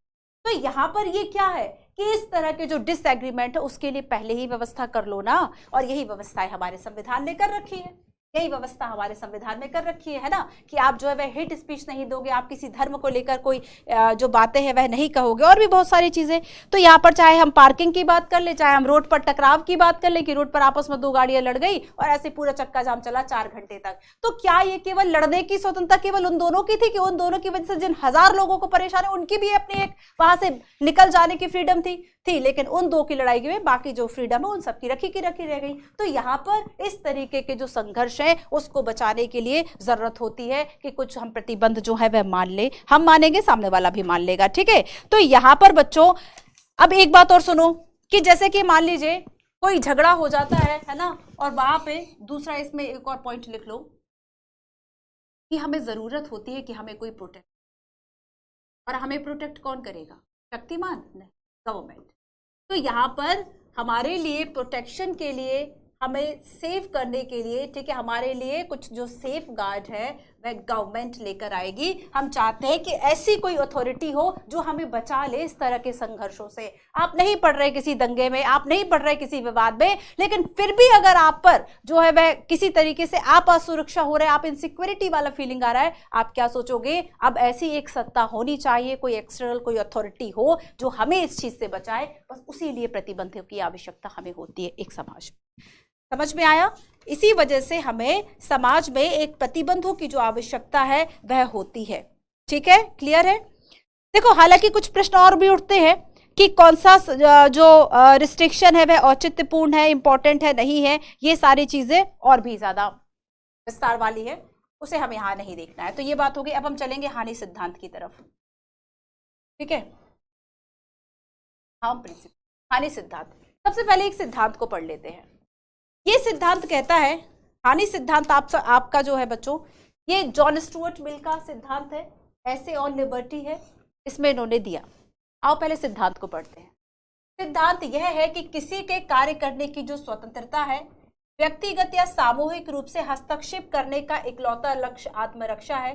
सभ्य समाज के किसी सदस्य की इच्छा के खिलाफ शक्ति के औचित्यपूर्ण प्रयोग का एकमात्र उद्देश्य किसी अन्य को हानि से बचाना हो सकता है।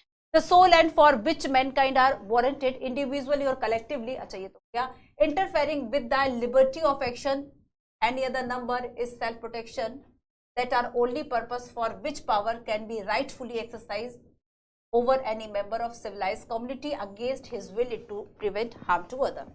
तो यहाँ पर बच्चों सीधी सी बात क्या कही गई है इसमें? J.S. मिल ने ये कहा है कि अगर हम किसी की स्वतंत्रता में हस्तक्षेप कर रहे हैं, ठीक है, किसी का जो फ्रीडम है और इसमें अगर हस्तक्षेप हो रहा है, interfering with the liberty of action, ठीक है, उसके कार्यों पर, उसकी जो फ्रीडम है, उसके जो एक्शंस हैं पर अगर किसी तरीके से इंटरफेयरिंग हो रहा है, कोई जो लिमिट्स है वह तय की जा रही हैं, तो ये क्यों हो रही है? ताकि एक जो सेल्फ प्रोटेक्ट का जो भाव है, ठीक है, आत्मरक्षा के लिए आप किसी की स्वतंत्रता बाधित करोगे। क्यों? क्योंकि आपकी जो रक्षा है, सेल्फ प्रोटेक्शन है, उसके लिए। तो यहाँ पर आत्मरक्षा उसका एक उद्देश्य होगा कि किसी व्यक्ति या सामूहिक रूप से, ठीक है, अगर आप किसी का हस्तक्षेप कर रहे हो उसकी स्वतंत्रता में, तो इसका लक्ष्य होता है आत्मरक्षा करना, खुद को बचाना। जैसे कि हमने कॉन्स्टिट्यूशन का एक, आपको खुद को बचाने से एक सेंटेंस याद आया होगा ना, to save us from ourselves, खुद को खुद से बचाना। और ये जो काम है वह हमारा संविधान करता है। संविधान की जो 4 हमने मेन ऑब्जेक्टिव्स देखे थे उसमें से ये एक था। तो यहाँ पर बच्चों आत्मरक्षा के लिए जब हम किसी की जो स्वतंत्रता है उस पर लिमिट लगा दे, और इसके अलावा नेक्स्ट क्या है? प्रिवेंट हार्म टू अदर, किसी और को हानि से बचाना, प्रिवेंट हार्म टू अदर। तो इसके लिए इसकी फ्रीडम में, जो एक ये इंडिविजुअल है, एक व्यक्ति, इसकी फ्रीडम में जितनी कटौती होगी ना, बस वही हानि सिद्धांत कहता है। ठीक है, अब फिर से पढ़ो, शायद आपको समझ में आए कि ये जो सिद्धांत है, कार्य करने की स्वतंत्रता में व्यक्तिगत या सामूहिक रूप से हस्तक्षेप करने का इकलौता लक्ष्य क्या है? आत्मरक्षा है, और यहाँ पर प्रतिबंध हो सकता है। अब आगे देखो, तो जॉन स्टुअर्ट मिल की ये बात हमने समझ ली।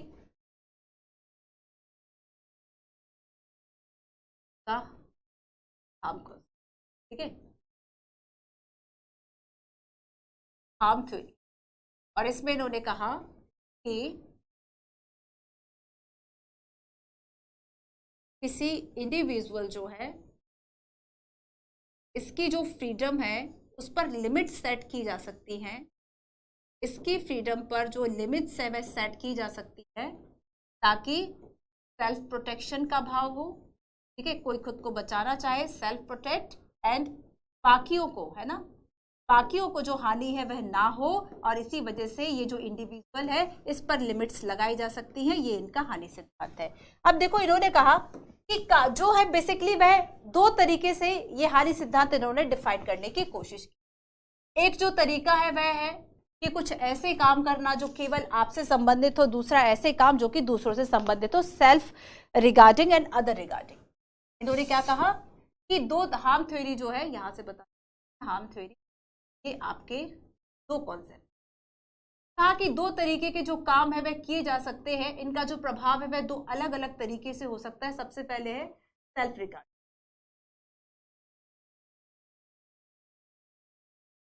सेल्फ रिगार्डिंग है ना, स्वयं संबद्ध, स्वयं संबद्ध कार्य। अब ये क्या है इसे भी समझते हैं। And other regarding, and other regarding, ठीक है, पर संबद्ध, पर संबद्ध, इन दोनों का अर्थ क्या हुआ बच्चों?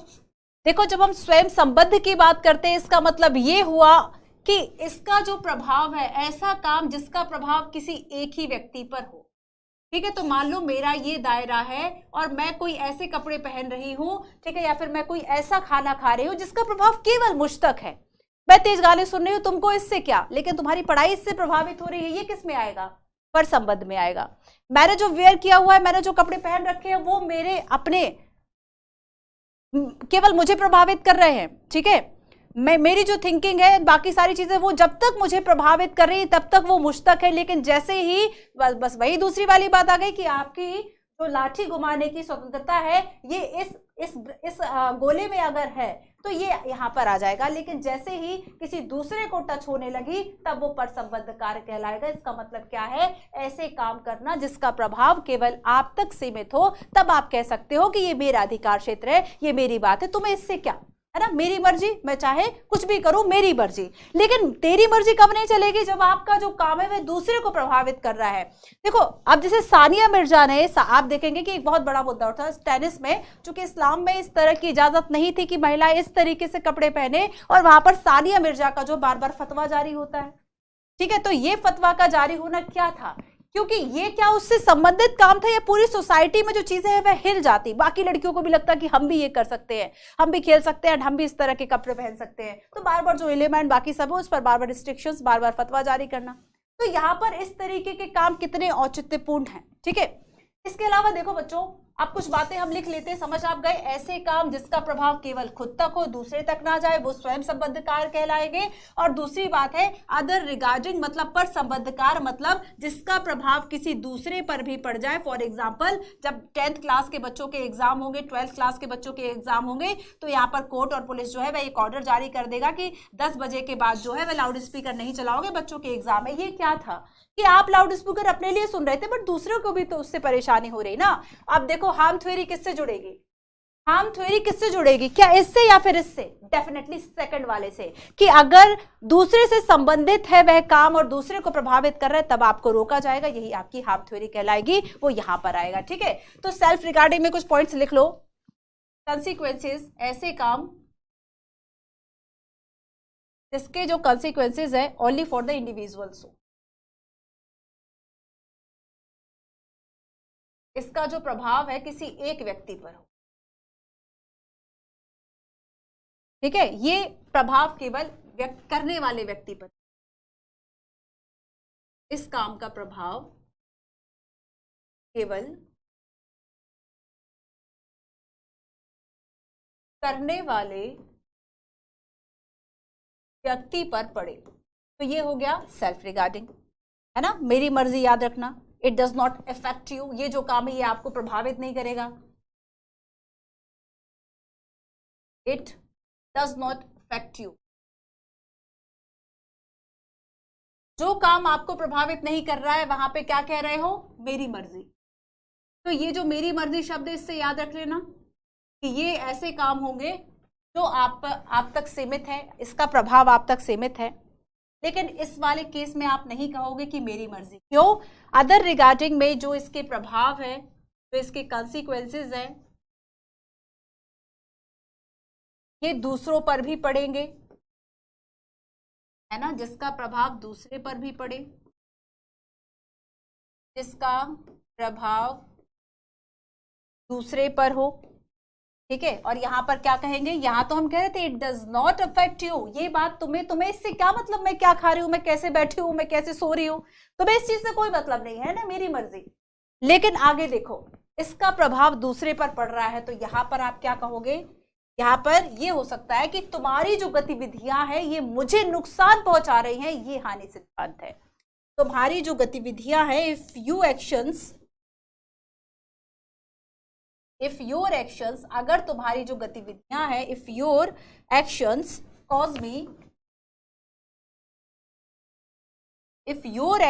कॉज मी हार्म। अब इस कंडीशन में हमें कोई प्रोटेक्ट कर ले कि अब जो तुम्हारी गतिविधियां, तुम्हारी जो स्वतंत्रता, ये तो हमें बड़े बुरे तरीके से प्रभावित कर रही है, अब मुझे क्या करे, अब मुझे किसी के प्रोटेक्शन चाहिए, मैं चाहती हूं कि मुझे कोई प्रोटेक्ट करे, और ऐसे में गवर्नमेंट आती है, ऐसे में सरकार जो है, कोई अथॉरिटी जो है वह प्रोटेक्शन दे, और यही क्या है, हार्म थ्योरी। तो जिस मात्रा में इसकी मन मर्जियों की कटौती होगी ना, बस उसी मात्रा में हानि सिद्धांत है। अब देखो फॉर एग्जाम्पल, इससे आगे एक और जो कॉन्सेप्ट है वह समझ लो कि फॉर एग्जाम्पल अगर कोई जो म्यूजिक है वह बहुत लाउड बजा रहा है, ठीक है, और तो इस तरह में आप सीधे पुलिस को बुलाओगे, हाँ दिल्ली में ऐसा हो सकता है, बट आप क्या कर सकते हैं, आप सोसाइटी में आप सोशली डिसअप्रूवल देकर सोशली 4 लोग चले जाओ और बोल दो कि भैया ऐसा मत करो, तो एक सोशली जो डिसअप्रूवल हो सकता है बच्चों, इससे भी तो चीजें ठीक हो सकती हैं। तो हानि सिद्धांत का मतलब ये थोड़ी है कि इसने म्यूजिक बचा दिया तो अब इसको आजीवन कारावास दिया जाए।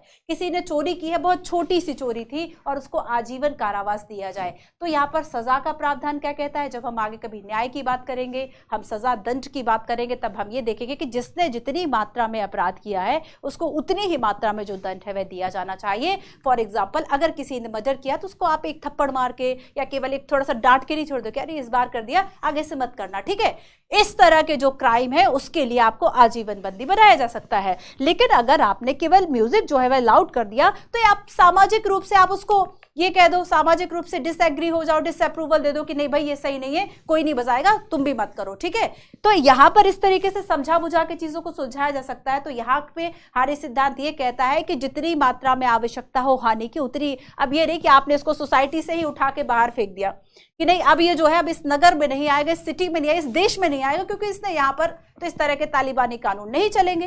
तो यहाँ पर क्या था बच्चों की, सोशली अगर डिसअप्रूवल के द्वारा ही चीजों को ठीक किया जा सकता, क्यों पुलिस को बुलाना, क्यों पुलिस को बुलाना। शराबी मूवी में आपने देखा होगा ना कि भाई मीना आ गया तेरे दीवाना वाले गाने में, कि वहां पर किस तरह जो पुलिस है उसको बुला देते हैं। तो ये सारी बातें क्या हो गई बच्चों की, अगर दूसरों की नींद खराब हो रही है, दूसरे प्रभावित हो रहे हैं, तब आप उसको, ये जो हानि है छोटी हानि है, यहाँ पर डिसअप्रूवल होगा। अब लेकिन अब दूसरी बात सुनो, दूसरी कंडीशन क्या है, ये केवल एक कंडीशन है बच्चों, ये केवल एक कंडीशन है, और ये एग्जाम्पल छोटा था क्योंकि यहाँ पर हानि छोटी थी, बस हानि छोटी थी यहाँ पर, है ना। तो लेकिन आगे देखो सेकंड ये कहता है बच्चों की, मान लो आपने समाज के एक पूरे वर्ग को भड़का दिया, हिंसा पे उतर के बस सड़क पर आ जाओ सब, और यहां से जो मारकाट है वह शुरू कर दो। अब ये हिंसा छोटी होगी, अब बड़ी होगी, अब आप उसको डांटोगे, प्यार से समझाओगे, या फिर पुलिस आएगी अब, है ना। तो यहां पर सेकंड बच्चों कि जब हम कहते हैं कि जो नुकसान है वह बड़ा हो, पूरी सोसाइटी का हो, दूसरा एग्जाम्पल क्या हो सकता है कि आप इस तरीके के जो राइट्स और दंगों की अगर हम बात करें, इसके लिए कर रहे हो, आप हेट स्पीच कर रहे हो, आप बहुत ही ज्यादा हेटेड जो बातें हैं वह कर रहे हैं एक समुदाय के लिए, इस तरह के अगर आप कोई कमेंट कर रहे हो, कोई वीडियो बना रहे हो जो कि एक समुदाय के लिए हिंसा, नफरत, घृणा फैला दे, अब पे पुलिस आएगी। तो इस तरह से क्या हो गया कि हानि जिस मात्रा में होगी उस मात्रा में इस पर जो प्रतिबंध है वह लगेगा। क्लियर है, हानि गंभीर है ना। जैसे कि हम स्वतंत्रता की बात करते हैं तो फ्रीडम क्या है, एक सेंटर पॉइंट है मानव समाज के लिए, तब यहाँ पर स्वतंत्र है अपने व्यक्तिगत विकास के लिए।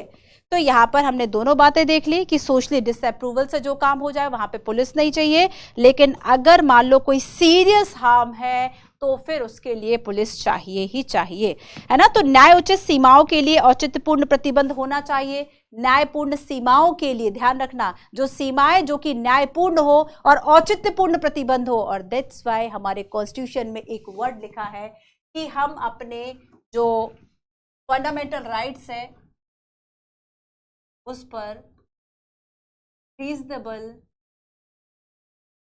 रिस्ट्रिक्शंस, युक्ति युक्त या फिर उचित प्रतिबंध उचित जो प्रतिबंध है वही लगेंगे हमारे फंडामेंटल राइट पर। ठीक है, ये शब्द यहीं से आया, इसी थ्योरी से ये जो शब्द है वह आया। इतना क्लियर हुआ बच्चों आपको? अब हम चलते हैं आगे और दो कॉन्सेप्ट और हम समझते हैं,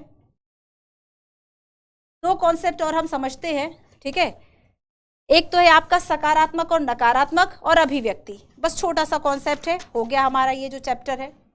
सकारात्मक और नकारात्मक जो सिद्धांत है वह क्या है उसको और हम समझ लेते हैं। ठीक है, कुछ इंपॉर्टेंट जो पॉइंट्स है वह मैंने आपको बच्चों यहाँ पर दिया हुआ है, जैसे स्वयं संबद्ध और परसंबद्ध वाला जो है ये डेफिनेशन काफी इंपॉर्टेंट था, ये प्लीज आपको पढ़ना है ना। तो ये मैंने आपको हिंदी इंग्लिश दोनों में दे रखा है, याद रखिएगा। कंसिक्वेंसेस फॉर अदर्स एंड ठीक है, ये हो गया। अब हम आगे बात करेंगे नेगेटिव एंड पॉजिटिव लिबर्टी की। नेक्स्ट आपका जो कॉन्सेप्ट है सकारात्मक और नकारात्मक, सकारात्मक और नकारात्मक जो अवधारणा है इस पर हम बात करेंगे। ठीक है, स्वतंत्रता की और अभिव्यक्ति की स्वतंत्रता और बचा है, बस हो गया। स्वतंत्रता की नकारात्मक व सकारात्मक अवधारणा। ठीक है, सकारात्मक व नकारात्मक अवधारणा, पॉजिटिव एंड नेगेटिव।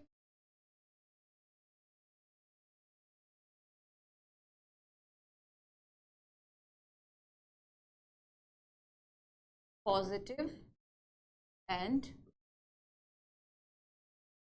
नेगेटिव। अच्छा देखो, जो नेगेटिव कॉन्सेप्ट है ये क्या कहता है?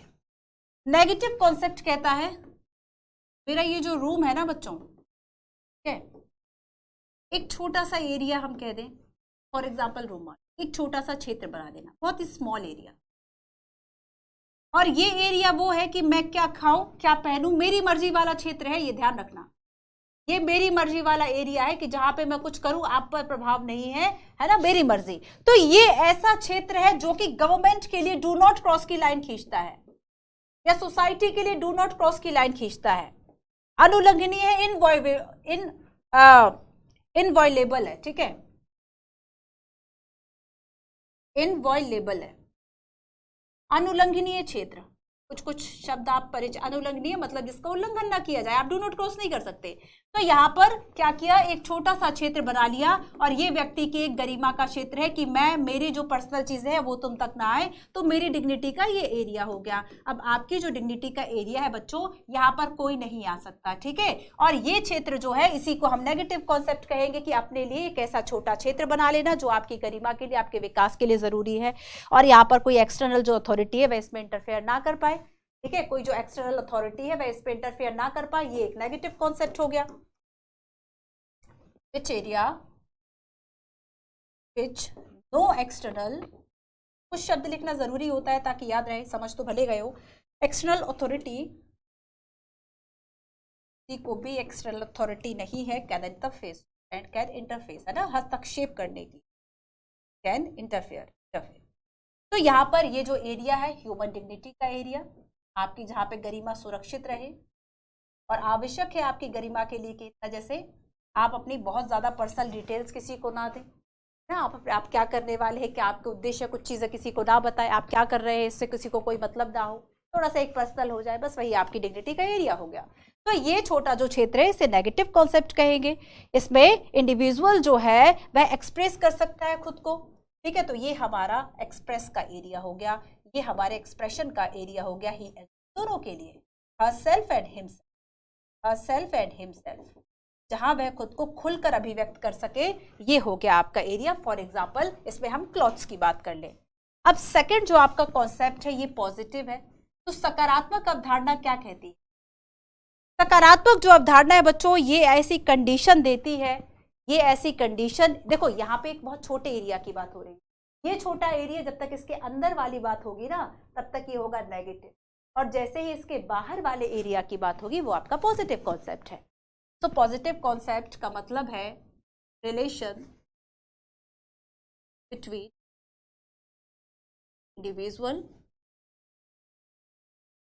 एंड ठीक है सोसाइटी, इंडिविजुअल, सोसाइटी, कम्युनिटी। तो इन तीनों के बीच में चाहे हम सोसाइटी की बात करें, ठीक है, सोसाइटी की बात करें, हम इंडिविजुअल की बात करें,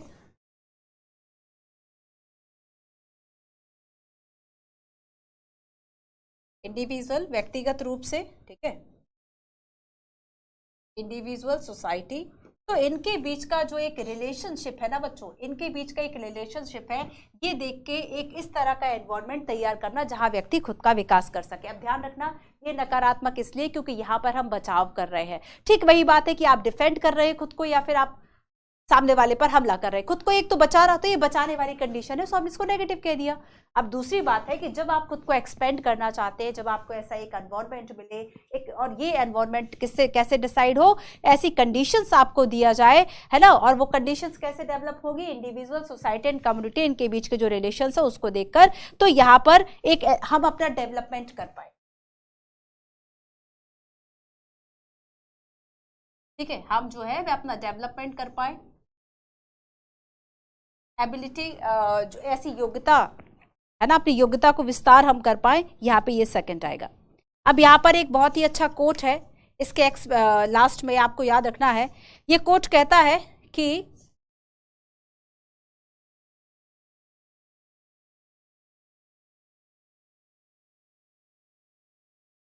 जिस तरह की एक व्यक्ति ऐसे ही समाज में फल फूल सकता है, जैसे कि एक कोई फूल जो है उसके लिए प्रॉपर उपजाऊ मिट्टी चाहिए, उसके लिए सूरज की रोशनी चाहिए और हवा चाहिए, है ना, तभी जो एक व्यक्ति है, और ऐसा ही एक माहौल व्यक्ति को मिलना चाहिए, तभी वह खिल सकता है, खुश हो सकता है। तो ये कोट भी आपको याद रखना है। अब हमारा बचता है एकदम लास्ट वाला, ठीक है, और लास्ट है इसमें अभिव्यक्ति की स्वतंत्रता, जिससे कि हम जेएस मिल की 4 बातें पढ़ेंगे और बातें खत्म हो जाएंगी। ठीक है,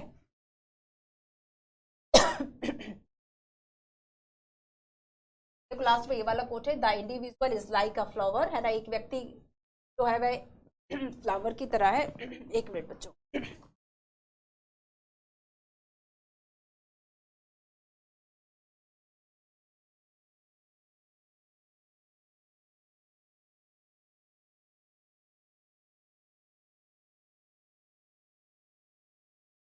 ठीक है, ये वाला कोट देख लेना।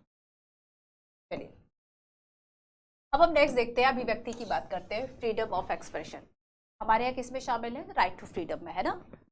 तो आर्टिकल बताइए, क्या कौन सा आर्टिकल है। फ्रीडम ऑफ एक्सप्रेशन की जब हम बात करेंगे, तो यहाँ पर देखो, अभिव्यक्ति की स्वतंत्रता का जो मुद्दा है, ये हस्तक्षेप का एक लघुत्तम क्षेत्र है। अभिव्यक्ति मतलब हस्तक्षेप का एक लघुत्तम क्षेत्र है, एक मिनिमम एरिया है जिसमें कि आप नॉन इंटरफेरेंस नहीं कर सकते। मतलब ये किसमें आ गया, आपका जो नेगेटिव अर्थ था ना ये वाला, तो इसी एरिया को क्या कहा जा रहा है बच्चों, इसी एरिया को कहा जा रहा है कि आपकी अभिव्यक्ति की जो स्वतंत्रता है। देखो बस कुछ नहीं है, आपको पहले ये बता दिया कि ये आपके 2 तरीके हो सकते हैं। एक तो ये अंदर का तरीका, मतलब अंदर का तरीका, दैट मीन्स जहां आप अपनी डिग्निटी, अपने एक्सप्रेशन को कर सकते हैं, और यहीं पर आपकी अभिव्यक्ति आ गई। तो अब नेक्स्ट आपको यहाँ पर अभिव्यक्ति अलग से बता दिया है, कुछ नहीं। अभिव्यक्ति का जो एक ऐसा क्षेत्र, मतलब एक ऐसा जो एरिया है जहां पर किसी और का इंटरफेरेंस जो है वह ना हो, यही आपका एक लघुत्तम, एक सबसे ज्यादा छोटा जो क्षेत्र है वह कहलाएगा। और यहाँ पर जेएस मिल कहते हैं कि अभिव्यक्ति की स्वतंत्रता प्रतिबंधित नहीं होनी चाहिए, एक चर्चा के लिए अच्छा प्रसंग है। ठीक है, तो देखो यहाँ पर जेएस मिल जो है बच्चों, वे 4 बातें कहते हैं। अभिव्यक्ति की जो स्वतंत्रता है वह प्रतिबंधित नहीं होना चाहिए। ठीक है, अभिव्यक्ति की स्वतंत्रता प्रतिबंधित नहीं होना चाहिए। तो जेएस मिल जो है वह इस संबंध में 4 बातें कहते हैं, और इनका जो फर्स्ट कॉन्सेप्ट है वो कहता है, जेएस मिल की अगर हम बात करें, ठीक है, फर्स्ट कॉन्सेप्ट ये कहते हैं कि कोई भी जो विचार है वह पूरी तरीके से सही नहीं हो सकता, है ना, या पूरी तरह से गलत नहीं हो सकता। No idea is completely false, no idea is no idea is completely false. कोई भी जो आइडिया है वह पूरी तरीके से गलत नहीं हो सकता। सेकेंड, इसमें कहा जाता है, समझाती हूं इन सबको, सत्य स्वयं में उत्पन्न नहीं होता है, truth does not emerge by itself, truth truth not emerge by itself, अपने आप में पैदा नहीं होता है सच। विचारों का संघर्ष आज भी मूल्यवान है, ये तीसरी बात इनके द्वारा कही जाती है। conflict of idea is valuable all time। हर समय में ये क्या है बच्चों, वैल्यूबल है, हर समय में ये विचार उपयोगी है। एंड लास्ट ये कहते हैं कि अभिव्यक्ति की स्वतंत्रता इसलिए होना चाहिए because we can not be sure, हम निश्चित नहीं हो सकते कि यही सच है, जिसे हम सच मान रहे थे वो सच नहीं। थोड़ी सी दार्शनिक टाइप की बातें लग रही ना। We can not be sure true is actually true, is actually true, true is actually true, हम ये निश्चित रूप से नहीं कह सकते। सबसे फर्स्ट क्या है, no idea is completely false, no idea कोई भी विचार पूरी तरह से गलत। अब देखो इस बात को सब, कोई विचार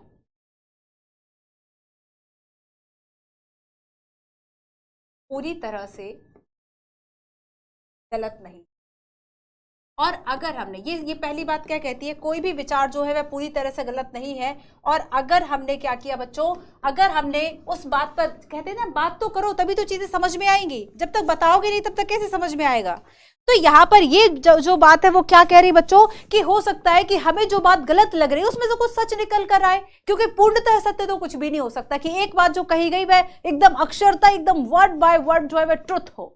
तो यहाँ पर, और ये भी नहीं हो सकता कि जो बात कही गई उसमें पूरा ही झूठ हो, कुछ तो अच्छा हो सकता है, कुछ तो उसमें सच ट्रुथ हो सकता है। तो यहाँ पर कोई भी आइडिया ऐसा नहीं है जो कि कंप्लीटली फॉल्स, इसलिए हर एक आइडिया पर बात होनी चाहिए। हो सकता है उसमें कुछ ऐसा अंश निकल कर बाहर आ जाए, और अगर पहले ही आपने रोक दिया कि नहीं आप कोई बहस नहीं, तो फिर तो मुद्दा ही खत्म हो गया। फिर आप उस बात को कैसे निकालोगे, उस गलत में भी जो अच्छा छुपा हुआ था वो विचार आपके कैसे आएगा। तो यहाँ पर कभी कभी सच्चाई के जो तत्व है, जो एलिमेंट है वह होते हैं। तो अगर हम विचार को पहले ही प्रतिबंधित कर देंगे तो फिर हम उस अंश को भी छोड़ दिया हमने। तो फर्स्ट बात हो गई, इसलिए अभिव्यक्ति जरूरी है। Second, truth does not emerge by itself. ठीक है, तो देखो दूसरे से ही कारण जुड़ा हुआ है, फर्स्ट वाले से ही इमर्ज है ना, ट्रुथ ये इससे ही जुड़ा हुआ है कि अगर जब आप बोलोगे, जब आप चीजों पर डिस्कशन करोगे कुछ निकल कर आएगा, क्योंकि सत्य अपने आप में कुछ नहीं है। ठीक है, याद रखना कि सत्य स्वयं में उत्पन्न नहीं होता, जब तक विरोधी विचार नहीं होंगे, जब तक वे आपस में कंफ्लिक्ट नहीं करेंगे, आपस में टकराएंगे नहीं, तब तक कैसे होगा। तो विचार जो है आज हो सकता है हमें बहुत गलत प्रतीत होता है, लेकिन कल समय कालांतर पर वो जो विचार है वह हमें बहुत अच्छा प्रतीत हो सकता है। सो यहां पर क्या है सेकंड वाला, कि सत्य जो है वह स्वयं में उत्पन्न नहीं होता। सत्य स्वयं में उत्पन्न नहीं होता ना। कि आगे से कभी किसी बात को सच मानो तो पहले विचार विमर्श करना। कह रहा है कि हमने JS मिल जो है इसका कॉन्सेप्ट पढ़ा हुआ है, और इसलिए ये 4 कारण है कि मुझे तुमसे इस विषय पे बात करनी चाहिए, क्योंकि हो सकता है जो मैं गलत मान रहा हूँ वो गलत ना हो, उसमें कुछ सच्चाई हो। और दूसरी बात ये कही कि सच जब तक नहीं आएगा, जब तक कि आपस में बातचीत ना हो, उस विषय पर अभिव्यक्ति ना हो, अपनी अपनी बात कहो, और उसके बाद जो है अपने आप में सच आएगा बाहर, क्योंकि सच एब्सोल्यूट कुछ भी नहीं है। तीसरी बात कह रहा है कि conflict of idea is valuable all time. ठीक है, विचारों का संघर्ष आज भी मूल्यवान है।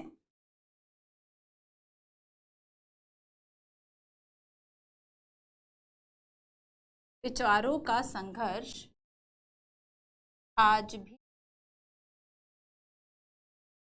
मूल्यवान है। केवल अतीत में नहीं था, ये चीज आज भी है। ऐसा नहीं कि स्वतंत्रता जो है एक बार डिफाइन हो गई। कल हमने बात की थी कि अगर स्वतंत्रता समानता जैसे मुद्दे अगर हमें पॉलिटिकल इश्यूज में पढ़ने हैं, पॉलिटिकल थ्योरीज में अगर हम पढ़ने हैं, तो ये तो हमें मिल चुका। अब हम क्यों इस पे बात कर रहे हैं? क्यों? क्योंकि नई नई व्याख्याएं आती रहती, नए नए इंटरप्रेट्स जो है वे आते रहते हैं। पहले हमें हमारी जो राइट टू फ्रीडम है उसमें मान लीजिए हमें इंटरनेट का अधिकार शामिल नहीं है, या फिर हमें उसमें प्राइवेसी नहीं है, राइट टू प्राइवेसी अब तो चाहिए ना। तो यहाँ पर क्या है बच्चों की जो आइडियाज है वे आते रहते हैं। विचारों का संघर्ष बहुत मूल्यवान था, प्राचीन में भी था, अभी भी है। सो दैट्स व्हाई इसका एक सतत महत्व हमेशा बना हुआ है। और ये खतरा हमेशा होता है कि एक जो विचार है वह किसी रूढ़िवादी में बदल जाए।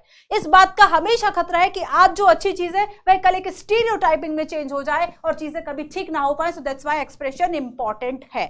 चौथी बात ये कहती है, अंतिम बात यह है कि इस बात को लेकर भी निश्चित नहीं हो सकते कि जिस सत्य को हम सत्य समझते हैं वह सत्य हो। तुम सच नहीं जानते या तुम सच नहीं जानती, इसका क्या मतलब है कि आप जो चीज समझ रहे थे कि ये सच है वो सच नहीं है। ठीक है, तो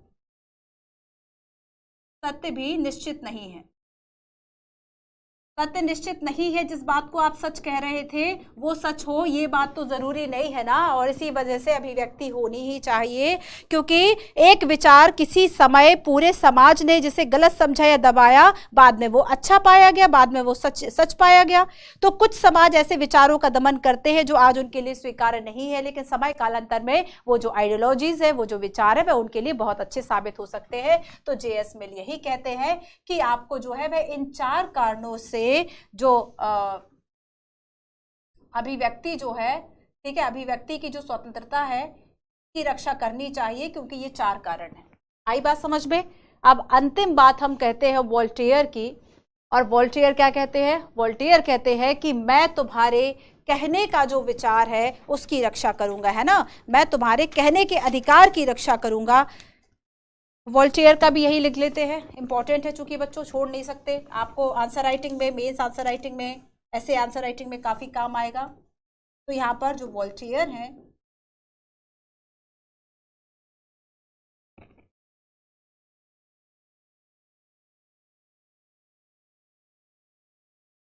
आई डिसअप्रूव, देखो आप इस पर भी लिख सकते हो, 200 वर्ड लिखिएगा, ज्यादा नहीं। I disapprove of what you say,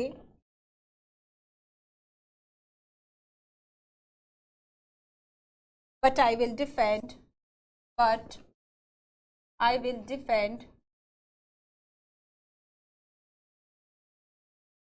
to death your right. Death right state. आप जो कह रहे हैं मैं उससे डिसअप्रूव हूँ, है ना, मैं उससे एग्री नहीं करता, मैं उससे असहमत हूँ, लेकिन उसके बाद भी आपके कहने के अधिकार की रक्षा मैं मरते दम तक करूंगा। तो ठीक है, तो यहाँ पर ये अभिव्यक्ति हो गई। अब अभिव्यक्ति पर स्वतंत्रता किन किन बातों पर हो सकती है, करंट इशू भी है आपके लिए, तो ये आपके लिए काफी इंपॉर्टेंट पॉइंट हो गया। ठीक है, अब देखो बच्चों, इंपॉर्टेंट जो चीजें हैं, जैसे कि अभिव्यक्ति की स्वतंत्रता की 4 बातें हम पढ़ चुके, है ना। अभिव्यक्ति की स्वतंत्रता ये मैंने हिंदी में भी इसलिए दे रखी है कुछ स्लाइड्स, ताकि आप सभी को प्रॉब्लम्स ना हो। हिंदी में भी अवेलेबल है, इंग्लिश में भी अवेलेबल है। इसके अलावा देखो, सबसे लास्ट जो इसके सेंटेंस है, सबसे लास्ट जो पैराग्राफ है, वो काफी इंपॉर्टेंट है, उसको आप एक बार पढ़ लीजिएगा। इसके अलावा अब हम आते हैं कुछ क्वेश्चंस पर। सबसे फर्स्ट है, what is meant by freedom? स्वतंत्रता से आप क्या समझते हैं? Is there a relationship between freedom for individual and freedom of the nation?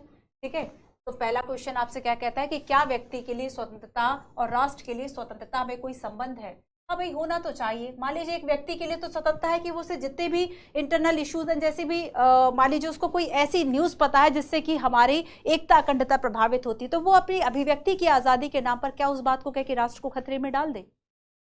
यही रिलेशनशिप आपको इसमें लिखनी है, एग्जाम्पल्स से कोट करना, जो एग्जाम्पल्स आप जान सकते हैं, थोड़ा सा इसके बारे में पढ़ना समझना, भले 4 घंटे दो, 5 घंटे दो, लेकिन ये जो आपका फ्रीडम वाला मुद्दा है इसको खत्म करो। यही स्वतंत्रता की नकारात्मक और सकारात्मक अवधारणा क्या है, ये भी हमने पढ़ा है ना, कि इसका जो पॉजिटिव एंड नेगेटिव डायमेंशन है, और इसमें नेगेटिव एंड पॉजिटिव अगर हम डायमेंशन की बात करें तो नेगेटिव क्या है, एक गोले के अंदर वाली बात है, और इसके बाहर का जो स्फीयर जो भाग है ये आपका पॉजिटिव।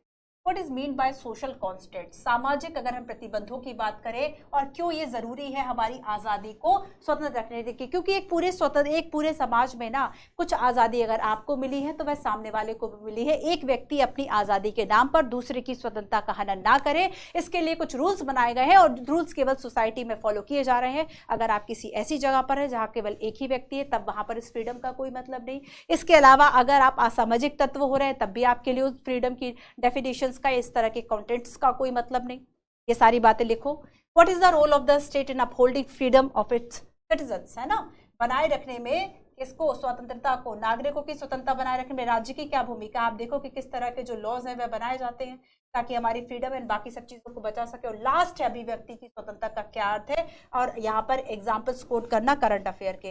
यहाँ पर याद रखना, एग्जाम्पल्स जो कोट करोगे वो करंट अफेयर के होने चाहिए, कि रिसेंटली मान लीजिए किसी ने ट्वीट कर दिया और जो गवर्नमेंट, जो पुलिस है वह उसको उठा कर ले गई क्योंकि उसने ये ट्वीट किया था, या फिर उसने ये मैसेज लिखा था। कितना सही है ये, कितना सही है ये, है ना। इस बात को लिखना, what is the mean by the freedom of expression and what is your view, ये जरूर लिखना। देखते हैं ये वाला आंसर उस बच्चे का हो सकता है कल आप 20 बच्चे जो है वह कमेंट्स करें, ठीक है, देखेंगे हम सबके, लेकिन यहाँ पर जो बच्चा बहुत अच्छे से न्यू एग्जांपल्स को कोट करेगा, थोड़ा सा रिसर्च करना, ठीक है, जो स्टूडेंट इस तरह के जो एग्जाम्पल्स उसको कोट करेगा उसके हम जो कमेंट्स है वो ज्यादा देखेंगे। ठीक है, क्लियर है? तो बच्चों आज की क्लास की चर्चा हमने की कि अभिव्यक्ति जो है वह क्या है, वॉल्टियर क्या है, स्वतंत्रता की सकारात्मक नकारात्मक अवधारणा, हानि सिद्धांत, हार्म थ्योरी को हमने पढ़ा, स्टुअर्ट मिल की बात की। ठीक है, याद रखना बीच बीच में कुछ चीजें आज, जैसे स्वराज क्या है ये मैंने एक पॉइंट में लिख रखा। स्वराज का मतलब क्या है, जब हम स्वयं पर शासन करना सीखेंगे तभी स्वराज है, और ये बात कही जाती है किसके द्वारा, गांधी जी के द्वारा। ठीक है, कि स्वतः स्वराज का मतलब क्या है, as rule over the self that was highlighted by Mahatma Gandhi and Hind Swaraj में इन्होंने इस बात को कहा, Swaraj is just not freedom but liberalisation and redeeming one self respect, self responsibility and our capacity self realisation. ठीक है, तो यहाँ पर ये सारी बातें हैं जो कि आपको पढ़ना है। इसके अलावा देखो बच्चों, सुभाष चंद्र बोस जो है वह क्या कहते हैं, सुभाष चंद्र बोस कहते हैं कि if we are bring about the revolution of ideas, अगर आप क्या कर रहे हैं, आपको ऐसे विचार चाहिए जो कि एकदम रेवोल्यूशंस लेकर आए, जो कि क्रांति लेकर आए, है ना, हमारे जीवन को उमंग से भर दें, तो इसलिए आपको क्या, ये कैसा विचार है, यही आदर्श है स्वतंत्रता। अगर आप चाहते हैं आप स्वतंत्र रहे, आप देखो कभी कभी हम जब किसी टॉक्सिक चीज से निकले या फिर हम पर प्रतिबंध कम हो, हम स्वतंत्र हो जाते, कह रहे आज तो मैं फ्री हूं। तो ये क्या है बच्चों, एक यही आदर्श क्या है, स्वतंत्रता है। जब हमारा जो हम जो चाहते हैं अपनी पर्सनालिटी डेवलपमेंट के लिए, एक हमारे पॉजिटिव डेवलपमेंट के लिए, उस पर कोई रेस्ट्रिक्शंस नहीं होना चाहिए। ठीक है, तो यहाँ पर ये जो है वह सुभाष चंद्र बोस के विचार है। हमारे देश में स्वतंत्रता की अवधारणा विकास की एक प्रक्रिया से गुजरी, और यहाँ पर स्वतंत्रता का इनका आशय क्या है, सर्वांगीण स्वतंत्रता। सर्वांगीण स्वतंत्रता का मतलब क्या है, तो इसका मतलब होगा बच्चों कि फ्रीडम जो है वह सभी के लिए हो, है ना। इसका ये मतलब नहीं है कि एक अमीर हो एक गरीब हो, तो फ्रीडम जितनी रिच के लिए हो उतनी पुअर के लिए भी हो, freedom for man as well and women. तो इन्होंने बस ये कहा कि फ्रीडम जो है वह सबके लिए हो, महिलाओं के लिए हो, पुरुषों के लिए हो, अमीर के लिए हो, गरीब के लिए हो, सभी के लिए हो। फ्रीडम का मतलब फ्रीडम हो, ये नहीं कि एक जो है वह दूसरे पर आधिपत्य कर ले।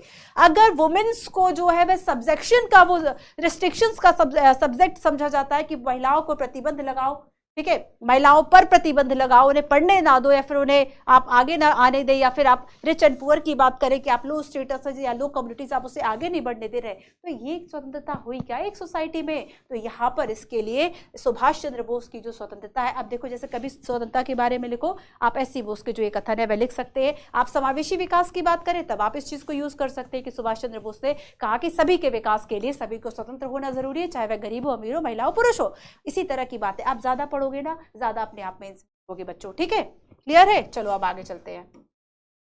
हमने बात की कि किस तरीके से जो स्वतंत्रता है, बाहरी प्रतिबंध से मुक्त होना, निर्भरता ना होना, योग्यता का विस्तार करना। इसको लिखिएगा 500 या 1000 शब्द में। One can be free only in society not outside, व्यक्ति केवल समाज में ही स्वतंत्र है, समाज के बाहर नहीं।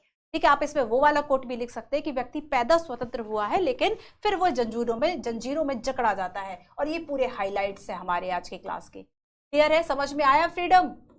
तो कल हम बात करेंगे इक्वालिटी की। देखो वैसे तो मैंने आपसे कल कहा था कि बच्चों हम दो कॉन्सेप्ट कर लेंगे, बट चूंकि एक ही कॉन्सेप्ट थोड़ा सा भारी था और इसी में 2 घंटे की क्लास आपकी हो गई, तो अब 4 घंटे की क्लास नहीं हम करते हैं। ठीक है, वो सही भी नहीं है। चलिए, तो इसलिए हम कोशिश करेंगे कि अगर कोई ऐसे इश्यूज है, छोटे हैं, तो साथ में मर्ज करके पढ़ ले, अदरवाइज हम एक एक करके चीजों को समझते हैं।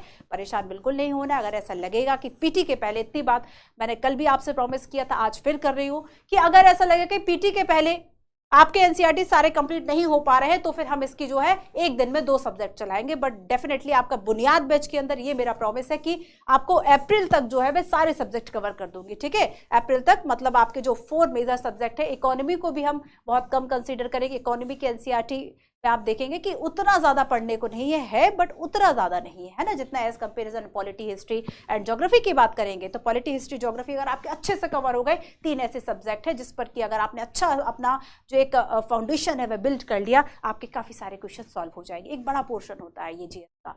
चलिए, तो मिलते हैं हम अपनी नेक्स्ट क्लास में। क्लास अगर अच्छी लगे तो लाइक कीजिए, शेयर कीजिए, कॉमेंट भी कीजिए, और जो नए बच्चे हैं यूपीएससी वाला पर सब्सक्राइब कर ले। मिलते हैं हम नेक्स्ट क्लास में। Thank you so much.